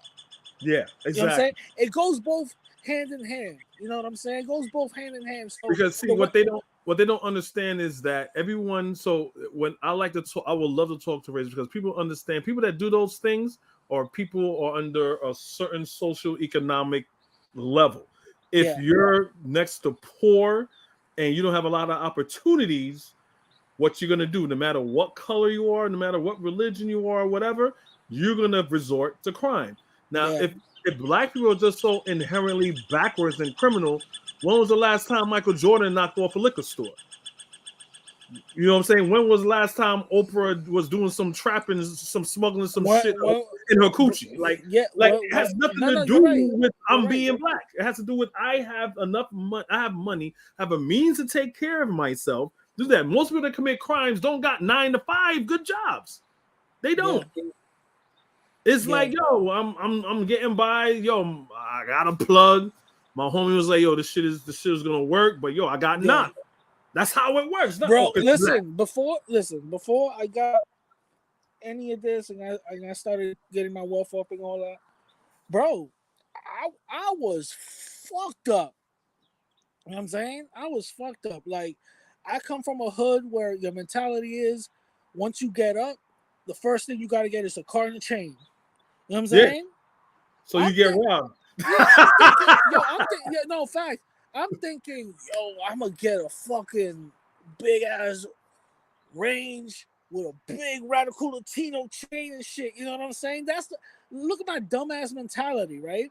Yep. So that's where I come from. I don't know nothing about investment. I don't know nothing about creating your job. I thought you needed to go to school for that shit. You feel me? I thought that you need to go to college to learn how to create a job or whatever. I didn't know that if you had money, you could just do it. I didn't know that. Yeah. So when I came into wealth, when I came into money, that's when I started learning. But before that, yo, I remember I worked for a job for 2 months, right? Wasn't paying me. And I kept on going in there. And the boss was giving me like the boss would just give us like food or whatever the case is, but didn't pay me for 2 months until I got my paycheck, serious? Right? Wow. Yeah, no, it happened. So 2 months, you know, I didn't care because the company was paying for travel and lunch or whatever, right? So I didn't care. So I was like, all right, whatever. So I would like save some other shit, you know what I'm saying, for the next day or whatever. So I get my check, and it's like 3,500, right? So I'm like, damn, 3,500. I'm like, oh, this is where my stupid ass goes. I go like, yo, I could call up Tito right now and try to see if I could get an eighth and flip it. Yeah, that's what I thought. That's what I thought. And I said, and this is how far I got into it. I said, yo, the check cashing place is right there. Tito don't close his store up until 8. So I'm good, right? So I'm already thinking. I'm like, yo, I could get an eighth. I could call my cousin up. I will do this thing. Just and flip it real quick. Yo, my dumbass got to the point. Where I'm putting Tito's number literally, like I'm about to call, and I say, "Nah, hold up, yo, I can't. I gotta chill out with this because it was right now that I'm hurting, but I probably be hurting more. You feel me? Exactly. So I said, yo, let me just chill out. I'm good. Let me just chill out. And that's when I started to do whatever. I got knocked, got robbed or whatever. I sued the city. That's how I got my money, right? Yeah. So I say that to say this, that at that time, you're gonna stick up a store. You know what I'm saying? You're gonna shoot up a place and all that. I get it. But sometimes a lot of people need to think and be like, hey, yo, I'm in this fucked up position right now. Is it gonna get even worse if I do this? You feel me? Yeah. And a lot of people I don't think like that, bro. Nah, they don't. I mean, especially with you, at least you have a choice, you have an option. You wanted to rush your your success a little bit more. But you had an option. Now, again, I'm not saying anyone to do anything like that, because to me, one thing you can't get back in this world is my grandmother says, the spoken word and time. Right? I value my time. Yeah. Right. So if it ain't worth it, I ain't. It sounds corny. If you can't do the time, don't do the crime. Don't do the crime. Yeah. And that's what. Besides how I was raised, that's mostly kept me out of doing. I did crazy shit. You know what I'm saying? But I was smart enough, like you, to get out of it before the hand of the law come and got me. Yeah. I was like, I can't do this, because if I get caught with this or doing this, man, I'm doing like at least 10, 15. Like, it ain't worth it. Mm-hmm. It ain't worth it. But keep on playing it. My joint is dying. I'm gonna charge it up, and I'll watch the playback. Yo, Kofi, shout out to you, bro. I'm gonna catch you later. Thanks, bro. Thanks for coming up. Anytime. All right. Yeah, so those are some good brothers out there, Anthony and Radical Latino. He's on Twitter. You can check him out too. Subscribe to his YouTube channel as well. He has a lot of good content on there, right? So let's get back to this. So I mean, I like this. It was a good build. If Brandon's around or whatever, he could come up on there, but this is gonna get worse for him. It's gonna get worse for him. You went after my people. You went after my people, so I gotta go after you. I gotta get at you right now. So we're gonna continue this. It's gonna get bad, man. In America, go ahead. I'm not going to interrupt you. Nobody interrupt Dwayne. So real quick, let me speak, and I want to provide a rebuttal to what Dinah said. I would agree with you. This is basic when Dinah stated that if you're paying tax dollars, you are being a participant. But I do. I'm just trying to. I'm trying to get some feedback from Dwayne, though. I got you. And Dwayne's gonna be able to speak his piece, but I want to do all right, Dwayne. Let Lumumba know when you're ready to talk. I ain't gonna say nothing. But there's a difference between being a passive participant or contributor and an active one. Now, we all have to pay taxes. I mean, that's the law. So we don't have it. There's no way that we couldn't be a passive participant, because we have to pay taxes, right? But being an active participant is another issue as well. So I think that we also have to understand that there's a difference between being a passive contributor and an active contributor. That's all I want to say. Brother Dwayne, you have the floor. Yeah, so, the first thing that I'll say is, Brandon, you don't even know me, so I don't know why you're making these very deeply personal arguments about someone you don't know. And it's very obvious to me that, your feelings are hurt by this article, and your arguments are very emotional. So what I would say about me and the work I've done in the United States, I've actually done work for voting rights. So even if I don't believe that African people should be voting for one white supremacist party or the other, these are issues that I fought for, and I do believe that African Americans should have the right to vote for either party if that's their prerogative and their desire to do so. So locally, I've done that work, and as a Pan-Africanist, I've done work in many different countries. So the reality is, you're proving to me you're not a Pan-Africanist. You don't even know very much about the history of Guyana, and Guyana's produced many influential Pan-Africanists. And he's absolutely right. Now, I gave you all the background of Guyana in the beginning before we got into this article, so we could weed out the stupidity and the ignorance, which is very easily to do, even if I didn't do that. But just for for food, food for thought, so you guys can have an idea of what Guyana is and what its GDP is and the prosperity that Guyana has to offer, far as business wise, tourism wise. And I don't like doing this, because to me, Guyana is like one of the world's best kept secrets. It has so much prospect and so much possibility, and I don't want to open up that gate to just a whole bunch of people just coming in there. I don't like that, but it is what it is. Like I said, it is what it is, but the man is absolutely right here. I'm gonna let him finish saying his piece. And if you understood the history of Guyana, you'd understand that American meddling in Guyana goes back to the 1960s. This is not a new issue. It's been going on for several decades. So really, that's all I got to say. This exchange has been proving my point that you're not a serious Pan-African if you don't even understand these issues. So the counter arguments you have to make against me are not even rooted in any factual analysis. You just have to take these personal shots at me, and the personal shots don't work because, like I said, you don't even know me. And the man is right. All he did was taking personal shots, and all he knows, he was attacking him for who he is. He's supposed to be attacking him based upon his ideology, based upon this article that he has here, right? Of why Pan-Africanism cannot work if you're a MAGA Republican. That's what he's supposed to oh my bad. That's what he's supposed to be focusing on right now. Right? But as usual, he got disrespectful. But that wasn't But as usual, he got into his feelings, and Brandon started attacking the man personally, right? Obviously, that's a bad look, but it's always a bad look when you approach Brandon with common political sense. Like, hey, look, politically, this doesn't make any sense, period, especially when it comes to black people. This doesn't make any sense. How does this work, bro?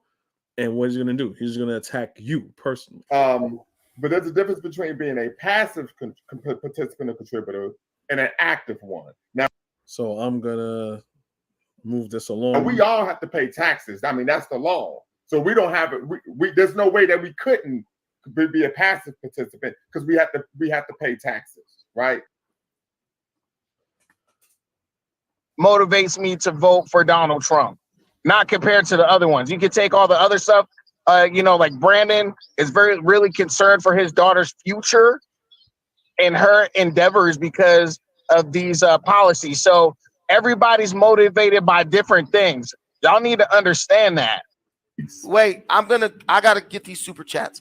Indians came to Guyana and part of the Caribbean to work plantations brought by a British, French, Dutch in the 1800s. It's not black people's fault. Yeah, it is, because when they vote for presidents who are pro. Black people didn't have voting rights at that time. They are pro. Man, you guys been voting. He was right. Black people did not have voting rights at that time. I'm going to play that back. He says that's what we voted for. Like Radical Latino and Anthony, we just discussed that. Like, what are you talking about? That makes no sense. That's like saying black people had the right to vote at 1776, or at the dawn of the Constitution after George Washington went out. Then they had to on the next president, second president to come in. Oh well, y'all didn't vote for that. You know what I'm saying? You got the second president of the United States. He fucked y'all over. You didn't get your independence. You weren't emancipated till like years later, decades later. That's your fault. We didn't have the right to vote. Let me bring it back. If you all missed that, that absolutely makes no sense whatsoever. Wait, I gotta get these super chats. Indians came to Guyana and part of the Caribbean to work plantations brought by a British, French, Dutch in the 1800s. It's not black people's fault. Yeah, it is, because when they vote for presidents who are pro. Black people didn't have voting rights at that time. They are pro. Man, you guys been voting for the Indian invasion even after y'all gained it. Please stop. Basically, if you're not a liberal, then you're not Akil, thank you for the super chat, brother. Hakeem, basically, if you're not a liberal, then you're not a Pan-Africanist. So y'all heard that nonsense. So we ready to. So he said it. I'm not putting words in his mouth. He's saying we voted for Indians to come here and put Indians in those positions. We've been voting for Indians. All right. Again, another. I love doing this, y'all, because so far I have not got a L when it comes to me and him and Dinus.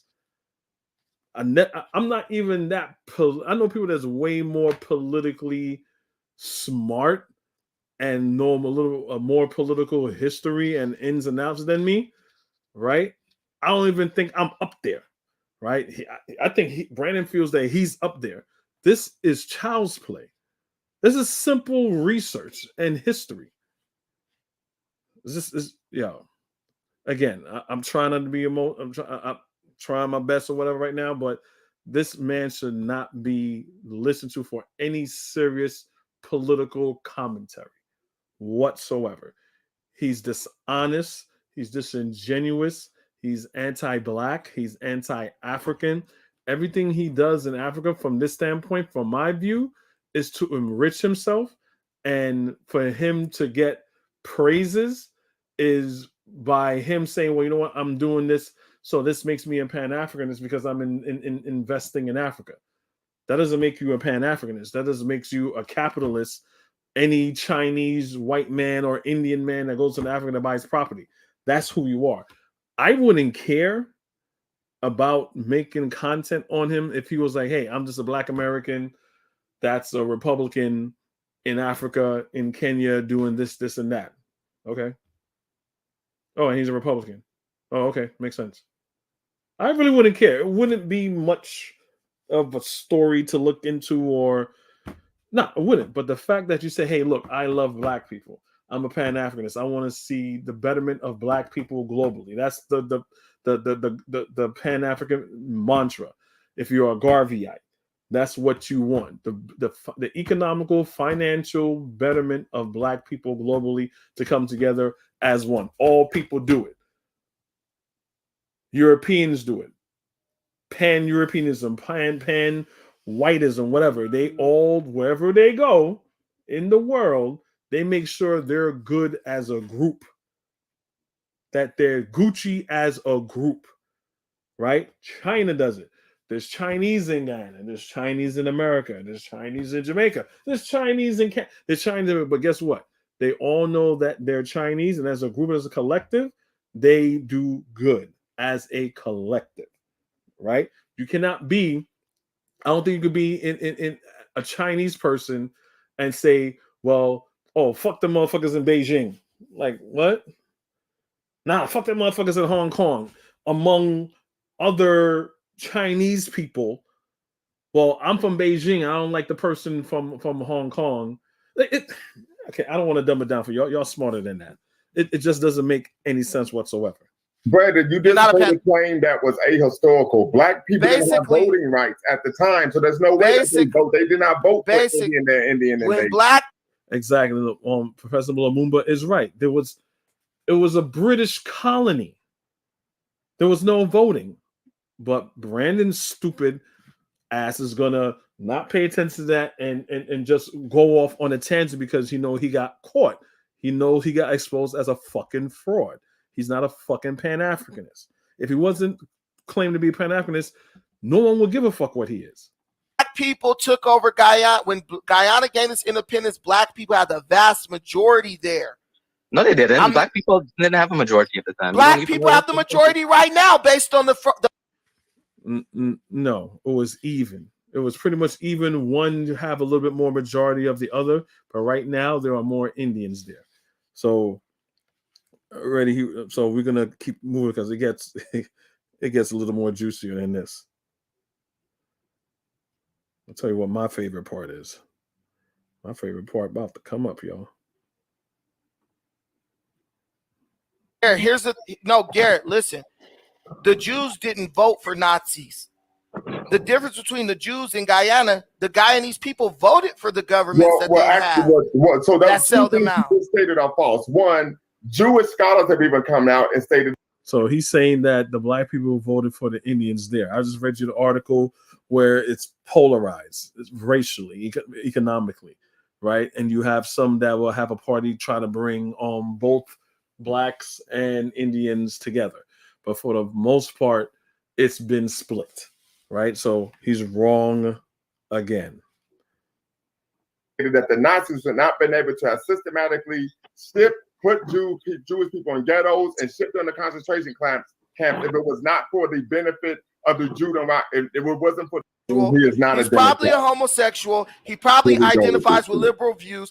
Why would this man need to bring up Antifa, which is a terrorist organization, which actually attacks black and defending religious freedom? In other words, some of what was included in the plan was not even specifically for African Americans. So this guy's a Democrat. He's lying to you saying he doesn't vote for either party. The guy is a liberal. He's probably a homosexual. He is not He's probably a homosexual. He probably identifies with liberal views. Why would this man need to bring up Antifa, which is a terrorist organization? So again, he's slandering even more, saying he's a homosexual. I probably skipped the part where he asked him, "Are you gay? Are you gay?" And Brandon's gonna say, "Well, I have a gay cousin. I got nothing against gay people." So what significance does it have if he's gay or not? When your little cousin comes in and you say, "Okay, you gay," so do you interrogate your little nephew or cousin like that?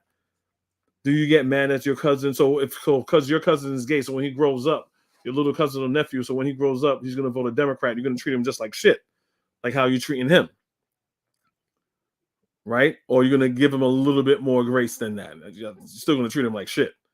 Right? So he's going to say Antifa is a terrorist organization. That's because his king, Donald Dump, is telling him, oh, Antifa's this. This nigga does not have a mind of his own. He's in a Republican echo chambers repeating the same thing. So let's just look up to see what Antifa is. Now, I'm not saying Antifa is a kumbaya, let's hold hands and stuff like that. Yeah, they engage in a little bit of debauchery here and there and stuff like that. You know, political unrest. What Martin Luther King says, he says, I don't want to mess with the quote. Political unrest or mob violence is the voice of the unheard. Something along those lines. Don't quote me on it. Right? But it's basically saying is the common people who was pretty much fed up, and this is the only way they could be heard of or noticed, right? So you can see what their plight is, right? So let me share this so you can tell you what Antifa really is. Yeah, no doubt. Big up Naps TV.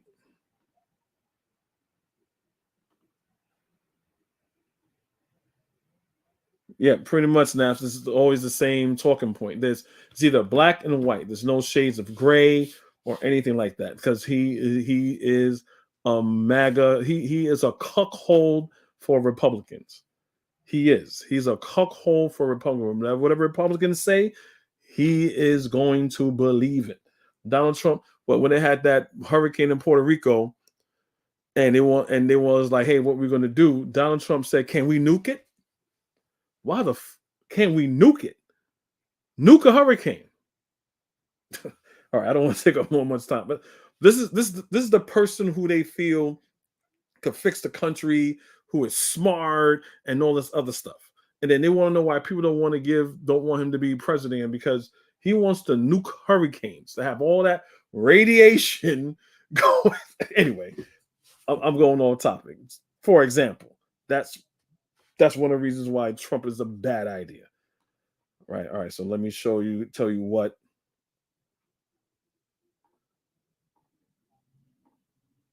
Antifa is about.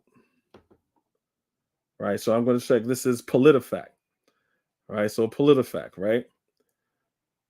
Here's a quote: since Trump labeled Antifa a terrorist organization, their rights were stripped by the Patriot Act, which states if someone is labeled a terrorist, they are not afforded due process. False. PolitiFact.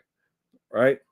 Like I said, they involve a little violence, but nothing close to January 6th. They get a little rowdy, some vandalism there, which shouldn't be done and stuff like that, but most of their protesters are peaceful. But since January 6th, even before January 6th, Black Lives Matter is a terrorist organization.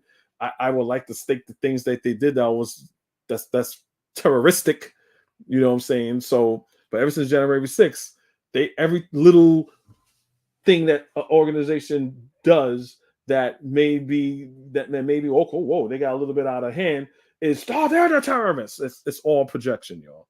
So let's read it. Said this. Despite Trump talk, Antifa has not been designated a terrorist organization. Right? Right here, if your time is short, which it is, Antifa stands for anti-fascist, which Donald Trump is. Anti-fascist. It's a broad, loosely affiliated coalition of left-wing activists that has not been designated as a terrorist organization. Americans suspected of terrorism are afforded due process rights granted by the Fifth and Fourth Amendment to the Constitution. But again, Donald Trump supposed to be about law and order and yada yada yada, but they don't even know the fucking Constitution and they make shit up as they go along. Federal officers in unmarked vehicles have detained some people protesting against police brutality in Portland. It's unclear to what extent those detained allied themselves with the Antifa movement. So Antifa is kind of like a BLM. It's not a organized organization. It's just people that has the same political ideologies, and they just come together and they're just whatever. I don't think there's a QAnon site or Breitbart publication or anything like that. So again, BLM, for those of you that like the low hanging fruit and say BLM is a lesbian organization, lesbians, and they donate to lesbians and you with the transgender. Listen, bitch, I'm talking about BLM, the mantra, Black Lives Matter, the mantra. Fuck the organization, right? Because that's what they did. It's a bunch of women, right, that are lesbians, right? And I've heard, I didn't substantiate that yet, but they donate to a lot of LGBTQ things, right? Off of the blood in the back of mostly black men, but not to forget about Breonna Taylor and Sandra Bland, also that they're taking from, right? So BLM, the mantra, Black Lives Matter, because these Republicans that are racist, that's the case. You have Black Lives Matter. After Black Lives Matter, Blue Lives Matter came out, which is a middle finger to Black Lives, or All Lives Matter. Thank you, Candace Owens and Kanye West, right? More Republicans, right? So did that to get that out of the way. All right, so let's continue with the rest of Brandon's bullshit. I'm enjoying this. This is fun. Which actually attacks black people. Why would he need to bring up Antifa actually attacks? Now, remember the Charlottesville? I'm not going to play that. Remember the Charlottesville attack where you had, again, the alt-right, the Republicans that were against black people taking down the statue, the Confederate statue. It was white Republicans. Richard Spencer, I believe his name, was in charge of the alt-right of Trump MAGA supporter, right? And Antifa was there. Guys, look at this. They are clips of the alt-right attacking black people, right? There was this guy, this kid that they were beating with a fire extinguisher. Look at that footage. He's talking out of his ass again. This is a straight up lie. Antifa. Look, I'm reading between the lines. What black person cares about Antifa? But anyway, actually I do, because they've attacked me. Them and BLM. I know that. This America's first coon rifleman. Y'all, please listen to him. The reason why I'm saying that, I'll pull it up if you dare me.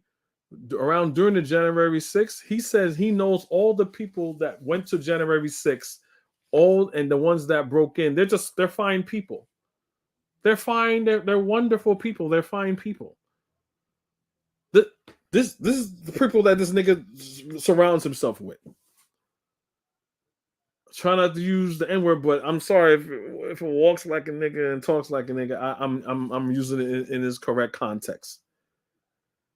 This is what this nigga surrounds himself with: anarchists, people that don't love America. I love America so much that I'm going to attack America and to kidnap and kill its officials because I don't like the democratic process and how the process went out.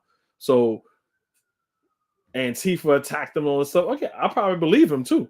Because if you on the side of if you their little coon lapdog, if you their little nigger pet and stuff like that, then yeah, if I'm black, I'll attack you too. That I know that. Listen to what I'm telling you. Antifa is an enemy of rational thinking black people. But this anti-fascist. So black people love fascism. It's a fucking idiot. So I'm going to speed it up over here. Do you understand what it means? But that's the problem. Wait, what is it called? What is it called? Hey, Lumumba. And Republicans will take it and twist it to something that doesn't even relate to black people. And both parties do it. Wayne, listen. It's called a concession. That's what people do. You want this, and if you want me to pass this, you're going to have to let me add this and this onto it. Happens every day on Capitol, every single day. Yeah, but is it called an earmark? What is it called, Lumumba? What's the name of that when they add things onto legislation? What is it called? Earmark. It's called an earmark. You want this, right? Okay, you want this, right? So you got to let me attach this and this to it if you want me to push for it. And I'm totally fine with that. What's wrong with religious freedom? You got a problem with religious freedom, Wayne? It's not relevant. It's like what they did with the civil rights. Do you have a problem with religious freedom, you fucking socialist? I'm a socialist now. Why? It speaks for itself, guys. Just ask him a question. He won't answer. Let him answer the question. Or he's mad that he won't let him answer the question the way he wants it. So he tried to call him a socialist like that is like some sort of four-letter word. And again, if anyone's familiar with my channel, there's nothing wrong with socialism to a degree. Like there's nothing wrong with capitalism to a certain degree. Right? What's to say too much of one thing isn't good for you, right? There's a balance. So real quick definition of what socialism is, it's in the name, man. So Social Security is a part of the social program by FDR, right? Right? There are safety nets for the society. Society and socialism are synonyms. They're words that mean the same thing. Right? You put money into a system, you get money back from that system. So all of society, the social society, does that. But so everyone wants and loves Social Security, right? What is another social program, right? Food stamps is another social program. Housing is another social program. Fire department is another social program. Police department is another social program. How are these social programs? Because your taxes pay into this. So we take all the taxes that society has, right? And state tax, federal tax. And so on the state level, that will go to your sanitation. Now go to your police department. Now go to your fire department. Now go to your state hospitals and things like that. That's a socialistic program that we're all a part of. And he's also a part. So if you want to be a part of that, kick back all that money that you've been working for, throw it back into the pot since you hate socialism, right? Do you take out your own garbage? Do you take out your own garbage? I don't think you do. Do you filtrate your own water? No. I think the Department of Water does that by the state. All those are taxes that you take from your sales tax, and your income tax goes there because those are programs that helps the people together. It's a society. It's another synonym of socialism. So when these fucking Trump tards say socialism is bad, these are people that don't know what the fuck they're talking about. If you don't like, if God forbid, if you need the police, let's say police, you say you disband the police or whatever, you disband the fire department, right? And you're rich enough to have your own security. You're rich enough to have your own fire department. You know why it doesn't work? Because if I stop a fire on my block or in my house, right? Who says, and the other person's house catches a fire, mine's is out, but the other person's house caught fire, then the whole block, or who knows, for the next amount or so is going to burn down. So being selfish, being a capitalist, when it's I'm a capitalist, I can form my own fire department, I can form my own security, You know, people just say, "Oh, that house is secure. I can't rob that house or vandalize the house, but I can rob all the other houses around it because they're not as rich as me who could afford higher security." That fucks up the society. So we have to have socialistic programs. So the conversation would be like, okay, do you agree with socialism to what point, to what extent? That's an intelligent conversation, not this dumbass, backwards ass conversation, coon ass conversation, ass licking, white loving, dick sucking conversation this bitch ass nigga is having right now. Okay. He's a socialist. Guys, he's a fucking socialist. That's what you guys are. What is wrong with you, man? Tendaji. See, they're like, what is wrong with you, man? He's in his feelings because the man is not giving him the answer that he think he's gonna get. The man knows what he's doing. He's trying to knock the man off his square. So Brandon has to make up all these made up things that he is attacking his character, not the article. Tendaji. Is he a socialist, Tendaji?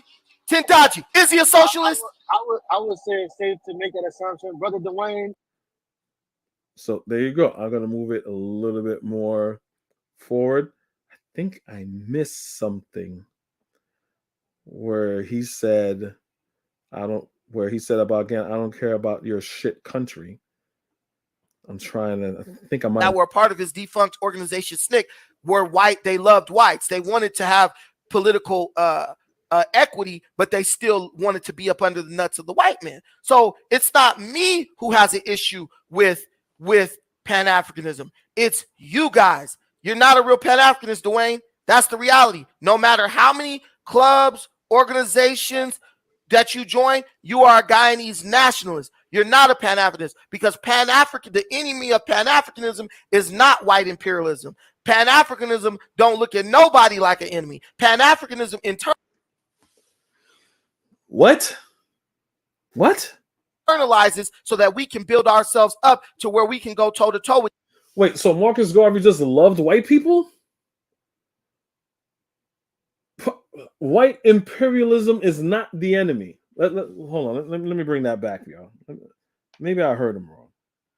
Maybe I heard him wrong.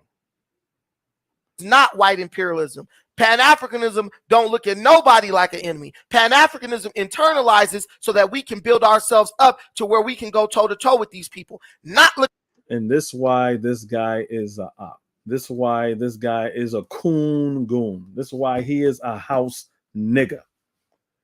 Because someone that says, you, black man, I don't like you because you are black, right? And me as a person who has power or even don't have power, especially if you have power, I will be an obstacle for you. This house nigga is saying that's not a problem. It's not a problem. It's okay. Because everyone know Garvey, Kwame Nkrumah, and everyone, no, white people are just the bee's knees, man. No matter what. Hey, KKK, hey, you're not a problem. Redlining, segregation, not a problem. And this is how he is. Okay, choose my words wisely. He is pretty much just a white supremacist Republican shield. That's all that he is. He that's because he has it half right. Yes, Pan-Africanism is supposed to be like, okay, we have to do for ourselves, right? That's the only thing he got right. I would like for him or anyone tell me, where did Marcus Garvey, Kwame Nkrumah, Stokely Carmichael, whoever said that white people are not our problem. White people are not the obstacle at all for us obtaining our goals. Someone please give me a Marcus Garvey quote from his autobiography, his book, something. Because he just made that shit up. He obviously just made that shit up. That absolutely makes no sense. Looking at them in an adversarial position, but strengthening ourselves so that we can meet them on any battlefield that we need to, whether it's economic.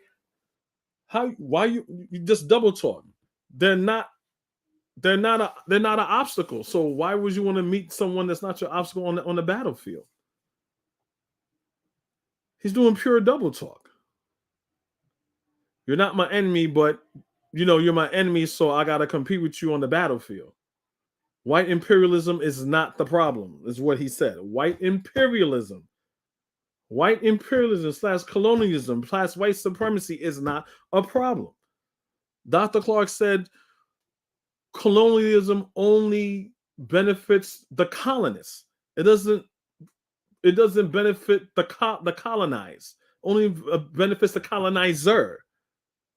Like, yo, bro, what shoulders does this bitch stands on? As far as who his black heroes, if he has any, who his black heroes are, who his intellectual heroes are. Me, I can say coming into consciousness, coming into wokeness and stuff like that, it will be Dr. Clark, Dr. Asa Hilliard, Dr. Ben, Dr. Leonard Jeffries, Sheikh Anta Diop, oh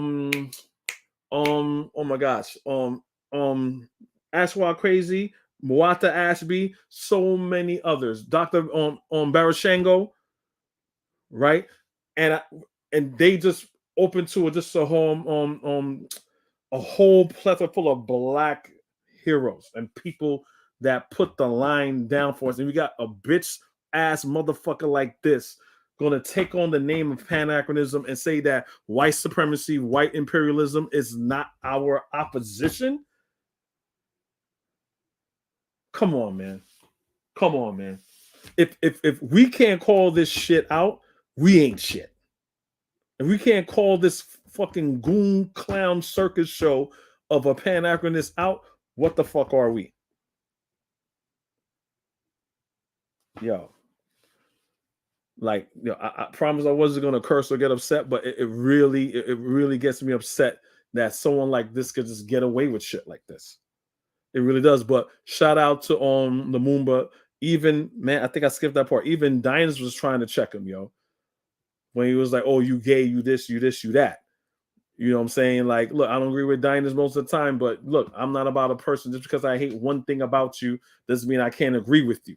I agree with Diners 80% of the times, right? But this is the 20% time that, yo, he was trying to say, like, yo, come on, what was you're a homosexual and all this other stuff. I don't like homosexuals, right? No, I have no problem with homosexuals because homosexuals in my family, Brandon says. But if you're a homosexual, they're trying to destroy us. They try to do this. They try to do that. And all this other nonsense. You know what I'm saying? It's, yeah. Right. So hold on. There's a part here that I think, hold on a second. People calling me. Militaristic, spiritual, wherever. That's your issue. So the person who has a defunct in their Pan-African thinking is you, not me. It's you. You need to understand what a nationalist is versus a Pan-Africanist. Because Marcus Garvey never said no shit like what you said. Martin Delaney never said nothing like what you said. W.E.B. Du Bois. That's a lie. I want show us where W.D. Du Bois, well, W.D. Du Bois may have said that at one particular time, but show me where Marcus Garvey said that white imperialism, white supremacy is not a problem. We should ignore white supremacy, white imperialism, and just focus on doing us. That makes no sense. That's like playing on a team, right? And if you're on a team, you're in opposition, and just play like there's nobody. So if it's the Knicks versus the Bulls, and I'm on the Knicks, what type of coach am I? It's like, oh, there's nobody there. They're not your opposition. Just walk up to the basket, just dribble the basket, and just score. I don't have to do no plays. I gotta do no rolling picks. I gotta do no post ups or nothing like that. No, just walk. Just dribble the ball to the other side and make the basket. No, fine. Just work on yourself. That makes no sense. That absolutely makes no sense whatsoever. But hold on, it's something, man. I don't care. I'm gonna get this shit. There's a part that he said something, and I'm trying to do this part, and this is gonna be the dagger right here. Oh, right here, buddy. Right here, buddy. We got you now, boy. We got your scunt now. We got your mother scunt now, eh?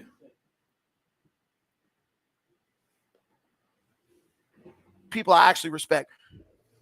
Tindaji, where you live at, Tindaji? Unmute your mic. I'm in America. America First Rifleman, where you live at? Oregon, USA. Lumumba, where you live at? Ohio. Dynas, where you live at? I'm in Atlanta, Georgia. If I could, Brandon, let me get. I'm gonna let you talk, Dynas. I'm gonna let you talk right now. Listen. So Dwayne Wayne over here, he don't give a shit about our kids, what they got to deal with at school. That's not true. You're being extremely man, disingenuous. if you don't stop interrupting me, he can. You see, Lumumba, again, shout out to Lumumba. He's not talking about the article. He's doing character assassination on Dwayne. That's all that he's doing. Character assassination on Dwayne, making up arguments that's not a part of the argument that anyone brought up except for him. And he's saying, he's making an argument and saying that he agrees with whatever Brandon says he wants to agree with, which is very deceitful. K for himself. Let him speak for himself. Dwayne Wayne over here don't care about our kids, what they got to deal with in school, whether our kids got to walk up in school with some pedophile, some transgender psychopath who don't even know who he is as a person or what he want to be sexually, some deranged lunatic. He don't care about our kids have to. So wouldn't that be your cousin or nephew that's gay that you don't care about? Your cousin and nephew is fucking deranged too. This is what you're saying about gay people, right? They're fucking deranged and a lunatic and all this other shit, right? So that's in your family. That's from your peoples. But continue. To deal with that stuff. But he cares about Guyana. This is what this melts down to at the end of the day. Wayne is mad at Trump because Trump Wayne is mad at Trump. I mean, Dwayne is mad at Trump because Trump intervened in the elections of his little crappy country. So he's again called shithole, crappy country, same thing, just like Donald Trump. And he's mad at Wayne. He's mad at Wayne because of what Trump did. And the man also said Trump, not even Trump. He said, Dwayne said, you heard him say, since the 60s, the United States they do that all the time, involved in other countries' elections, right? To see what it is. So, to get their foothold. Like, and if you know about Equatorial Guinea, they had a President Obiang, and they tried to do a coup. It was United States and Britain and some other, I think France maybe. They always do coups to put their puppet president there and everything like that, right? So again, but since it's Trump, it's okay. And now a black nation is shitty. It's a crap country. He don't give a fuck about it and all this other stuff. Willing to throw our people in the fire because he's pissy about what happened in Guyana. That's what's going on. It took me 2 seconds. False equivalency it there. took me let's 2. continue Why with this man can't speak for himself? Let's continue. Why can't this man speak for himself? You jumping in and cutting off because you're so emotional right now. Oh my. Okay, guys, listen. The whole thing is, I'm telling you what's going on. He don't give a damn about Black Americans. Yeah, but he's mad at Trump. Why are you trying to speak to me though? Why are you trying to speak? Go ahead, Dynas. We're coming back to you. We're coming back to you, Omawali. I'm not going to be long. Give me 2 minutes of even that. When I went to Ghana and I sat down with Dr. Cabone, he made a great point. If you're living in the United States of America, we are all complicit. All of us are complicit when it comes to America getting involved in disrupting the elections in Guyana, to the drones bombing civilians in Somalia. We are all complicit because at the end of the day, our tax dollars are used to and go towards the disruption of these these other countries. So again, we are all complicit. So that's why when articles like this are written, it's a slippery slope, especially if you live in America and if you're a taxpayer. That's just so let me say this, Dinah. But so let me say this. It's Dwayne's turn. Dinus is absolutely right. But I'm gonna push back. He said that all. I don't know if I'm gonna play that part. I don't care looking for that. But he's like, when he was in JFK Airport, he says all Guyanese people are Indians. So he went to JFK Airport. They're all that. So there's mostly Indians and no black people. So I don't know what that means, or is that a slant? So me being from Brooklyn, I look like borderline Brooklyn, Queens, and Richmond Hill is not too far from there. So Richmond Hill is an area is also called Little Guyana, also, and there's a lot of. I haven't been to JFK of lately. Well, I was in March, but I didn't notice that or care to notice that. It doesn't really matter to me, but even if it's true, so what? That means that there's no black Guyanese. That makes no sense. Like saying, hey, every time I go to Johannesburg, all I see is coloreds and whites. There's like no black South Africans. That's a fucking moronic statement to make. Like, so because you see so much of one people, that means the ones virtually don't exist. That's dumb. But anyway, it's Dwayne. Hold on. It's Dwayne. Hold on. It's Dwayne's turn. What I want to say is, countries like Guyana's pretty much getting taken over by other races, like the Chinese and stuff. Hey, Brandon, give me 10 seconds. 10 seconds. 10 seconds. Go ahead. And I was going to bring that up too. So when I fly out of JFK to go to to Africa, I take my groups to Africa. Like all the Guyanese who are there, they're all Indian. Like I'm from Guyana, and they're all Indian. So is it really an? Wait, who's from Guyana? You are? No, I'm just saying. Every Guyanan I meet, every Guyanan I've ever met was an Indian. Yeah, this is what I'm telling you. These people support self-destructive policies in their country, then get mad at us because what self-destructive policy in Guyana does Dwayne support? Wait, hold on. Like I said, you keep making exactly. Peace out again to Lumumba. What destructive policy is that? Because it doesn't exist. He just pulled that out of his stupid ass. These bombastic claims. It's not even Dwayne. It's not even Dwayne. His forefathers supported it. That's what I'm telling you. Are you speaking they made good. What policy was that? Whatever policy made it to where their country now look more like India than it looked like a black country. You also pictures and stuff of Guyana. What part looks very Indian besides the people? There's other clips and stuff where you can see, oh yeah, that's just a group of Indian people there. Okay, fine. Just like if you go to Harlem right now, whatever, there's a lot of black people there and stuff like that, and there's other sections there too. This is America, and Guyana is a multiracial country due to its history. Whatever policy that was has nothing to do with fucking policy, you fucking moron. I don't gotta know the specifics. You gotta know how you speak in English when you about the country you don't know about. Dwayne, I'm gonna let you talk like a fool.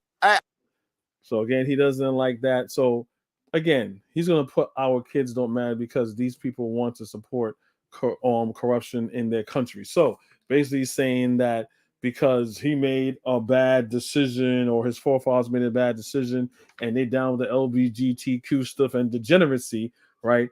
Remember, anyone that followed me from like the beginning, I do not take him seriously at all when he talks about children and pedophiles, because in his party, in his group, there's nothing but pedophiles and rapists. We all know about Donald Trump, right? About Donald Trump say how he if his daughter was his daughter, he would want to fuck his daughter. We all know about that, right? We all know about Jeffrey Epstein, how he was with hanging out with Jeffrey Epstein. We all know that. That lady right now that he sued, something Carrie Lake, I forgot her name. Oh my God, I forgot her name, but she just lost a lawsuit with her for rape and sexual battery. And they couldn't. They say, well, they didn't charge him for rape, but they charged him for sexual assault, and she had to pay him. He has to pay her $5 million, right? Donald Trump went on a fucking town hall and said and did the same because for slander. That's why she won. Did the same thing again, and she sued him again, right?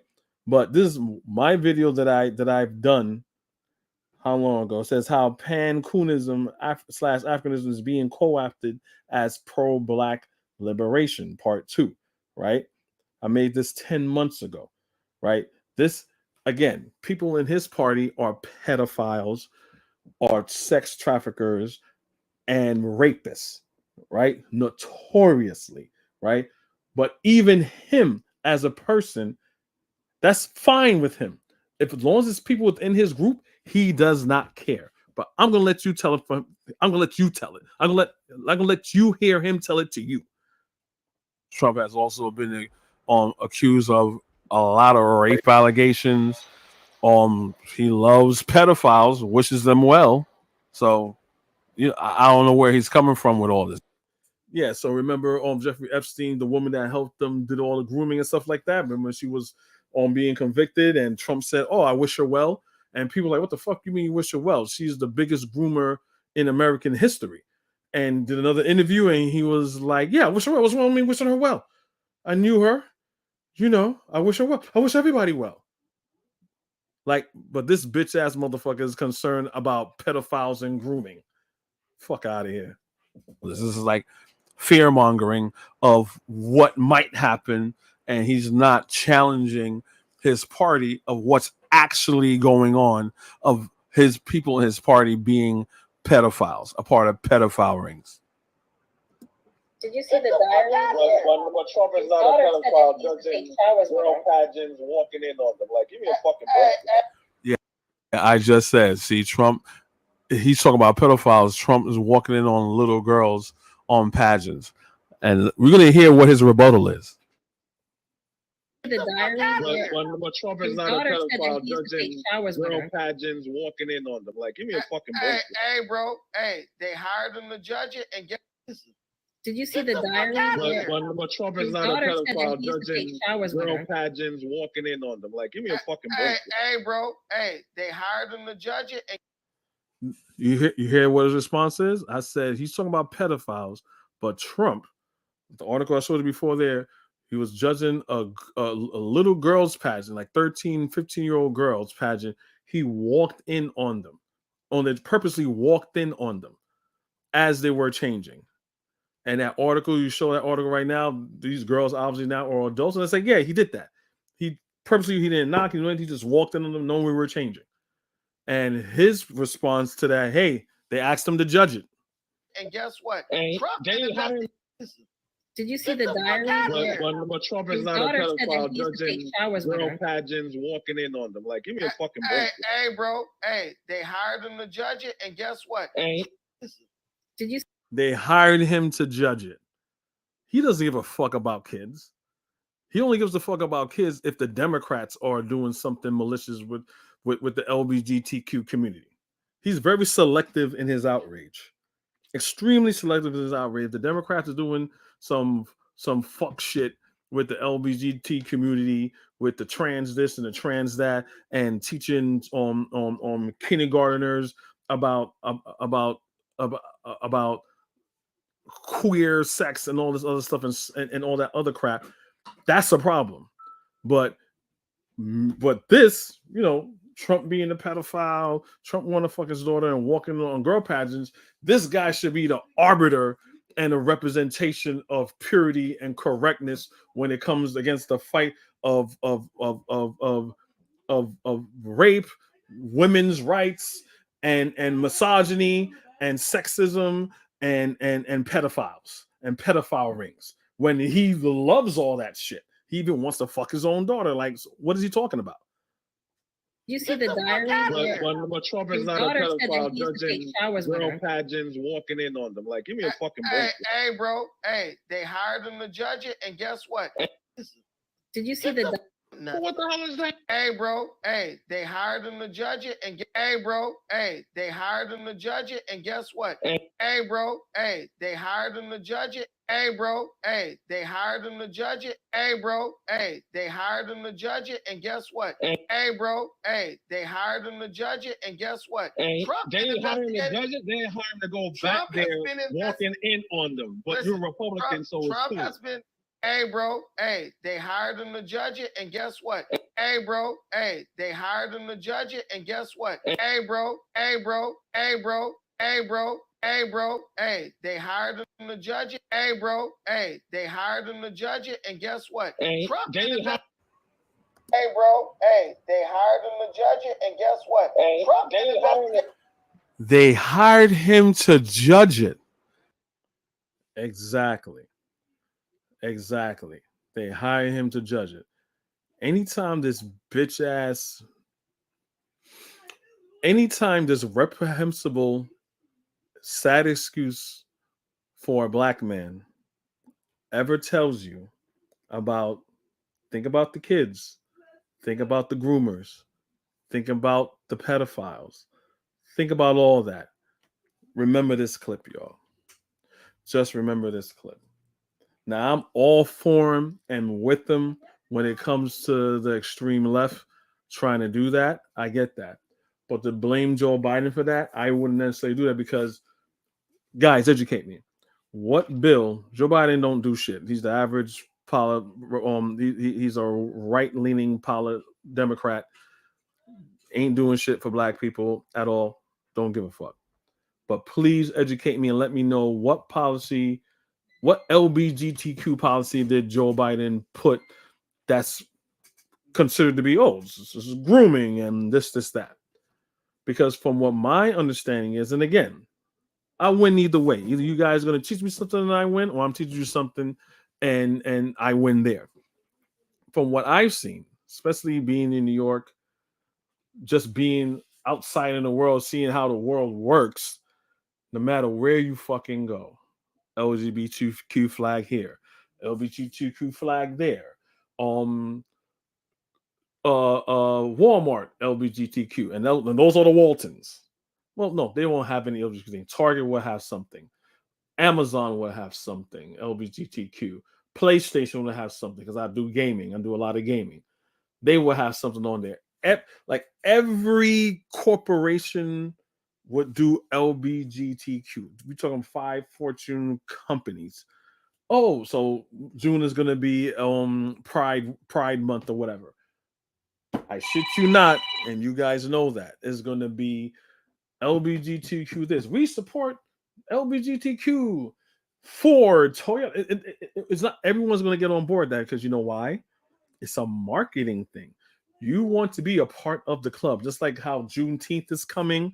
They're gonna be all, we don't want to seem that we don't like black people, so yay Juneteenth. Same thing. We don't want to make it seem it's a marketing thing. It's a capitalist thing. You don't want this. You want to be a part of it, a part of that, so to let your consumers know I'm not going to ostracize my consumers. That everyone here is welcome to shop. We don't judge. Give us your money. That's what capitalism is. So I'm saying is to say, what policy is Joe Biden putting forth? Because you're always blaming Joe Biden. If you're mad that they're doing that, like Target is I saw something on Twitter and stuff like you got people mad that they got in Target in the baby section, in the baby toddler section, they got queer this, LGBTQ that on onesies and on toddler clothing. Queer is awesome, things like that. I'm like, oh shit, what the hell? You know what I'm saying? I understand people's outrage. Does Joe Biden own Target? I don't think he does. So why are you blaming Joe Biden? Again, what agenda is Joe Biden putting forward for shit like this to happen? Right? I don't agree with most of it. Right? I feel something like that should be not even middle school. Middle school maybe is a conversation. But when you talking, because they don't even get sex ed in elementary school, like first kindergarteners and first second graders don't get sex education. So why are you gonna tell them you're gonna teach them dysfunctional sexual behavior? That's what I don't understand. Okay, we're not going to teach you heterosexual behavior. We're going to teach you the alternative sexual behavior. Then later on, you're going to get sex ed later on in junior high school maybe. That shit is fucking backwards. None of that makes any fucking sense. But anyway, I want to say what policy is Joe Biden putting forth? He's not putting forth any policy that I know of that is pro LGBTQ. You know what I'm saying? Is he going to speak up for them? Yes, sure, certainly. You know what I'm saying? If they're being disenfranchised or anything like that, sure, certainly. I don't disagree with that. They are people. People don't need to be demonized, shut out, killed, mocked because of whatever decisions they made that's not hurting other people. Like Radical Latino says, like, hey, look, I don't care about with his don't tread on me neighbor. Hey, I have no problem with gay people, whatever. But why are you putting it in schools, in elementary schools? Put it in colleges. I don't see, as despicable as Republicans are, I don't see them fighting like LGBTQ rights and awareness not to be put in high schools or colleges. Why? Because those are like young adults. That's when you're getting into your sexuality and finding out who you are as a young adult. The right, and I'll speak for the right wing for that. Hopefully they won't take that and say, yeah, it shouldn't be in high school and colleges. Hopefully they don't do that shit. If it's in high school and college, that's fine. My son is going to a college right now. I'm going to different colleges and stuff like that. I look at their little community board and all the clubs they got and stuff like that. Queer this, LGBTQ that, this, that. Okay, whatever. I don't give a fuck. That's them. There's probably actual people that are that. You know, young adults that are that. They're like 18, 19. They probably had that experience since around like junior high school all the way through high school to now. They need to be represented. No problem with that. But anyway, y'all, it's been a long one. I basically just wanted to show y'all that, so I could show you how disingenuous and how idiotic Pan-Africanism strikes blacks is. You know, and I have to, represent all countries, but especially even if he said that about, I don't know, Sudan or Zimbabwe, right? It's calling it a shithole country or stuff like that. I would be upset. Obviously, I'm more upset because I'm Guyanese and I know what my country is and what my country looks like more than him. So yes, I'm going to take it a little bit more personal. And as a matter of fact, I think I might go there. Trying to go there this summer, but I got it's a plan. I'm not too sure yet, but like if I go, I got so many relatives' houses I could stay at, B&B, but I could also stay here at the Marriott, right here, Guyana Marriott Hotel in Georgetown, which is the capital of the city, right here, right? That's their pool. You can check out their rooms, stuff like that. So looks pretty nice. My cousin went a couple months ago. I think she stayed here. Said it was pretty good, right? So in closing, basically, guys, I had to say something, man. I had to say something. That it was really bothering me the whole time until I really get this out on this live. And I'm pretty sure it's still gonna bother me a little bit, but you know, I'm not gonna I understand Brandon's mental disorder. It's called MAGA. And it really, as a person that's supposed to be intelligent and rational, this is what it does. This is what it does to you. So if I'm like half and half convinced that he's a fake Pan-Africanist or that he's a part of this MAGA cult and he doesn't know that he is in a cult way of thinking. He has a MAGA hive mentality. He has pretty much a hive mentality when it comes to politics. There's no shades of gray. It's this or that. And that's a very dangerous way of I don't know, I should say thinking or not thinking, because that's not thinking at all. So, well, like I said, it's been a while, it's been a minute, but before I leave, I'm going to show this video. I'm going to call it quits about what Pan-Africanism is from a Guyanese standpoint. For things for you guys may not know, that Guyanese have contributed a lot to America. From Walter Rodney to my favorite George G.M. James. George G.M. James is a professor and author. Is that he gave one of the first people that gave Black people consciousness that we are the Egyptians, not the Liz Taylor and Charlton Heston version of what an Egyptian is.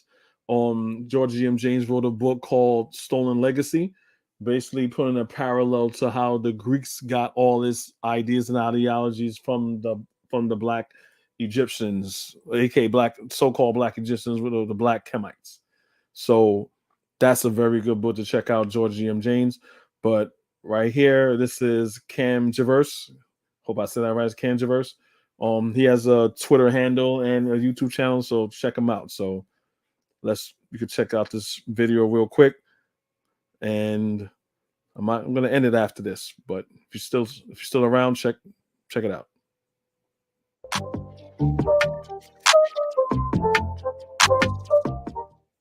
Bro, Guyana ain't no Black African, nation like that, my nigga. It ain't no Pan-African, you know what I'm saying? Like, it's a bunch of mixed race individuals running around, a bunch of mulattoes and hexadecaroons and octoroons and quadroons and a bunch of Indians and a bunch of whites and a bunch of, white Europeans. And like I said, I don't want to do any personal attacks, but your last name is Wong. Your last name is Wong.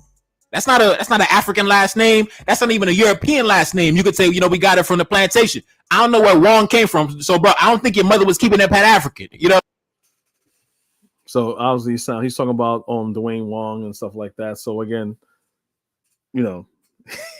he's getting the worst of it. They're more concerned about his last name and who he's from, and not the work that he put in and who he reveres and who he considers himself. It's always, but I guess that's the plight of mulattoes. They always have to triple, quadruple, double prove who they are. They could even have a blackety black name and do blackety black things. They still gonna look as the other, but whatever. You know what I'm saying? I don't know if your grandmother was keeping it Pan-African. I don't really know your orientation or your origins or anything like that, but I don't think the women in your family was keeping it Pan-African in the bedroom. You know what I mean? So at the end of the day, it's a bunch of multiracial action, a bunch of mixed race action going on in that country, a bunch of mingling and mixing. So, I mean, it is what it is, bro. The multiracial countries, they're not high on the radar. I'm sorry, bro. It just is what it is, bro. You got to take a seat in the back. At the DMV, when you go to the DMV, they tell you, take a number. We get back to you, my nigga. All that mixing and mingling, nigga, we get back to you, my nigga. Let's get back into it. So recently, Dwayne Omowale Wong released an article in response to a critique of him by Neferkari Dessalines. Now, this all started in Dwayne's original rebuke of Brandon from Pan-Africanism Strikes Back as a false Pan-Africanist. Now, Dwayne has been on Brandon's case for quite some time, and his recent article on why a Pan-Africanist would support Trump was the straw that broke the camel's back. Now, for some context, I've met Pan-Africanists who voted for Trump, and I've met Pan-Africanists who voted for Biden.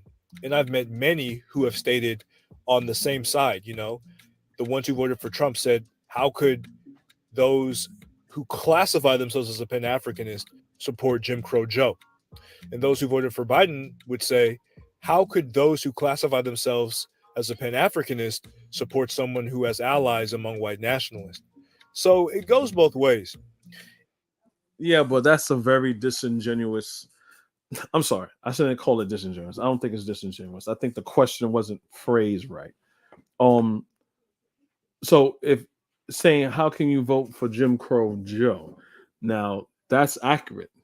The name is accurate, and the reason why this is the part that I feel that's disingenuous. Not the question. I think it's the follow-up. Joe Biden got his name Jim Crow Joe for this reason, is because we saw the debate, the Democratic debate with him and Kamala Harris, is that he was against busing, right? Joe Biden is famous for working with Republican politicians at the time that didn't want black people to be bused. That's how he got the name Jim Crow Joe. Like, what the fuck? Like, are y'all this fucking stupid? It's not. That is. Do y'all know the story? I'm not gonna get into the story. He was working. I'm just giving you just a general consensus of what it is. He was working with Republican segregationists that was against busing black people to other schools. Right? That's the follow-up question you should ask. Yes, that is true. How can you do that? Right? So, like me, for instance, I voted for Joe Biden as a middle finger to Trump and what he was doing. I have conversations about that before. We can have a conversation about that later if you missed that. It was a strategic move. I wasn't like a MAGA fool and say, well, this person is going to be black people's savior and I give you a whole bunch of fucking rules. No, with Joe Biden, it would have been as regular bullshit as usual. At least we could hold him accountable if we got the balls to, versus someone who think they're a king and they want a wannabe dictator getting away with crimes. That's the only reason why I voted for Joe Biden, right? So the question falls back, okay, how can you be a Republican? I mean, how can you be voting for Donald Trump and be a Pan-Africanist? And that's where this article came in. Now, I don't know if all those other people that voted for Joe Biden had the same ideology as I did. I don't know. All I could do is speak for myself. But the follow-up question should have been, well, okay, why you voted for Jim Crow Joe? Because that has a racial undertone, because he's Jim Crow. Yeah. Who invented Jim Crow? Was it the conservatives? I mean, it wasn't the liberals, right? It wasn't the liberals. It was the conservatives that introduced Jim Crow. It was all throughout the South. All the Confederacy, all those sundown towns, all of those were majority in southern states for the most part till its dying day, right? So let them continue. I didn't mean to cut in on it, but it is what it is. And I've been following Dwayne Wong for quite some time and see him as a very intelligent writer who knows a lot about African history and politics. And though his article was specifically focused on how Republicans in general, and Trump in particular, have been harmful to the liberation efforts of Africans, and Wong particularly focuses on the case of Guyana, I don't think that it's completely accurate to suggest that he only attacks Republicans and never Democrats, as Neferkari, the good brother Neferkari, was kind of suggesting in his video. Now, Dwayne has an opinion on these things that I've suggested in the past in viewing engagement with any mainstream political party as pretty much pointless. And Neferkari has also expressed the same view with regards to Black commercial autonomy. Now, Neferkari, I think, is a great content creator with a huge wealth of information on the influence of Haitian revolutionaries on the politics of the African world. But what tipped Dwayne off to write his article was the lack of awareness on the behalf of Neferkari of the legacy of Pan-Africanism in Guyana. Now, I have to personally admit that other than Walter Rodney, who was considered a legendary scholar in the realm of African political economies, particularly the analysis of the African mode of production, I am not too familiar with Guyanese Pan-Africanist scholars and organizations outside of Walter Rodney. Now, Dwayne provides some more information about this in his article, mentioning, Walter Rodney's work in Jamaica in advocating for Black power that actually led to the expulsion of him from the country. So this is a clear indication that the powers that be are not in favor of Pan-Africanists working and organizing against them across these colonial borders. And that should be obvious. Then Dwayne gets into Eusi Quayana, who was a Guyanese revolutionary who worked with Rodney as a member of the Working People's Alliance. And he actually co-founded the African Society for Cultural Relations with Independent Africa, or ASCRIA. And this organization aimed to build communities in Guyana for African Americans and others in the diaspora who wanted to relocate to build in the Pan-Africanist struggle. You heard that. For people to go over to Guyana. So it goes to what Anthony was speaking that was here earlier in the podcast, as far as like Black Americans to reappropriate to Guyana or any other Black nation, right? Because we know that, we're not the majority in America. So we have to go, among ourselves where we have other Black people are, so we can have a better life economically and politically or what have you. There was a time in Guyana where you had some was mostly the Indians, I think, but you had some Guyanese that were saying like when the Haitians needed to go somewhere and guys were gonna let some Haitians in, and you got Guyanese people saying, "Why are you letting them in?" I was like, "I don't give a fuck. They black people. I don't care. Let them in." You know what I'm saying? They want to, if they willingly to come to Guyana and respect the laws of Guyana and stuff like that, why not? More black people. Like, we're the only group that don't want other people in our group due to geographical location. And it all boils down to like, so if you have the Indians in Guyana there, they don't say, well, we don't want no more Indians from India. The Chinese Guyanese don't say we want no more Chinese from China and Guyana. No one says that. It's anyway. I just wanted to mention that.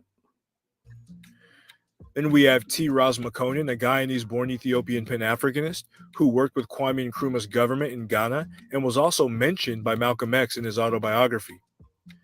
And Guyana has many Pan-Africanist political parties, including the People's National Congress, or PNC, the Working People's Alliance, and the Organization for the Victory of the People, or OVP.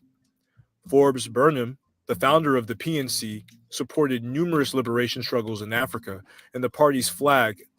Burnham was the first black president of Guyana. Are the red, the black, and the green.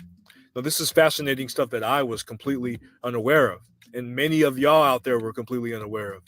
And to me, the lack of awareness of Guyana's role in African liberation movements speaks to something that I've observed in the past, in the fact that the general ethnocentric nature of America and the West in general leads us to segment ourselves and not necessarily be aware of political movements beyond colonial borders. And this represents a problem for Pan-Africanists in the West and makes it really difficult to build a cohesive bond in response to institutional oppression in Western hegemony. For many, organizing for African intellectuals in the West is next to impossible due to the dominance of Indo-European languages and social formations. Me personally, I maintain the position that African people will never truly be organized outside of our indigenous languages and political economic systems. It makes absolutely no sense to me for us to try to bury each other based upon the components of ideas, terminologies, political parties, and institutions that were established by non-African people. In summation, amen to that. We didn't design these political systems and constructs in which to move in. It was made for white people. So we always have to be cognizant of that fact when we say, hey, I'm a Democrat, hey, I'm a Republican, hey, I'm a socialist, hey, I'm a this, I'm a that, or whatever, right? Again, an intelligent person would say, okay, why is that your position? We're black men talking, right? We're black people talking, right? So it should be understood, like, hey, what is your position as a black man? Why you feel that is good for your situation right now, or a situation as a whole? And it should be a conversation. Well, okay, you're a socialist, okay. All right, okay, I can see your point. Okay, you're a Republican. Why are you a Republican when it comes to that particular point? Well, I'm a Republican for this, that. And all just had to make sense and be like, okay, all right, right? To take it extremely personally when, especially if you're like, hey, look, I don't lean heavy on any party. It's really crazy to demonize the person, well, and say, well, you're all the negative things of the party that you're for, especially if you denounce that. Unlike Brandon, who like, hey, I don't care. Like, check the video that I showed you where he said he doesn't care if Trump's a fucking pedophile or walking in on little girls because, hey, hey, bro, they asked me to judge it. So Trump gets a pass because people asked him to judge it so they could walk in on their on their daughters. He probably feels the same way. I wonder if he feels the same way if Trump did that to his daughter. Who fucking knows? Anyway, so if you lean heavy on any political body, then it's like, whoa, that's not the end all be all. You're not a white man that say, oh, I'm a diehard Democrat, oh, I'm a diehard this. No, that system's not work for you. You gotta do what you can to work within those systems. Like, look, Asian people as a whole are not dominantly in these spaces. And there's a lot of Asian Americans, right? And Asian Americans are very successful by their own right. But they didn't need politics to be successful. So that's how we have to navigate. That's how we have to move. That's how we have to move. That's how we have to operate. You can't have like, and I get it when you're in America and stuff like that. Okay, I see how politics could pretty much change someone's life almost in a heartbeat, where certain policies and laws can make things better almost instantaneously. So I understand that path, the goal for change, but if that's not happening, you have to explore other avenues. Not giving up on one, but don't put all your eggs in that one particular basket, especially after all this time. It's not happening. In my personal opinion, we need, like right now, the Black Caucus, all these Black people in Congress or what have you, why aren't you going to Joe Biden saying, hey, look, all those campaign promises that you have, talking about racism is bad, police brutality is bad, all these things are bad. What have you done to make these corrections? You talk about you fucking running again, and you didn't do half of the things you promised on your acceptance speech. What the fuck are you doing? That's the problem. We vote, we get amnesia, we don't give a fuck for like 4 years, and then come around to 3.5 years. Oh, I care now. No, that's not going to work. Mason, I think both of these brothers are on point, and it sucks that we have to get into this type of mudslinging. But the more autonomy that we have as Africans and African-centered institutions that we control, the easier it will be to get things done in a never-changing world.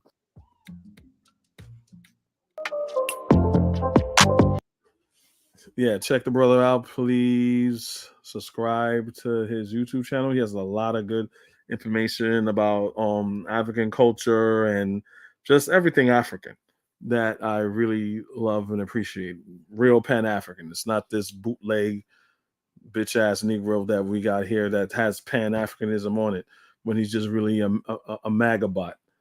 So it's been a long one. It's been a long one, guys. This is the longest one I ever did. Damn. But I enjoyed it. And thank you for everyone who's coming up and commenting, that was a part of this live. I really do appreciate it. I'm going to do more like this. I can't be like Brandon and these other dudes. I got a life, a job, a wife, and kids and stuff like that. So I try to get it in, fit it in where I could get it in. I got a lot of shit going on.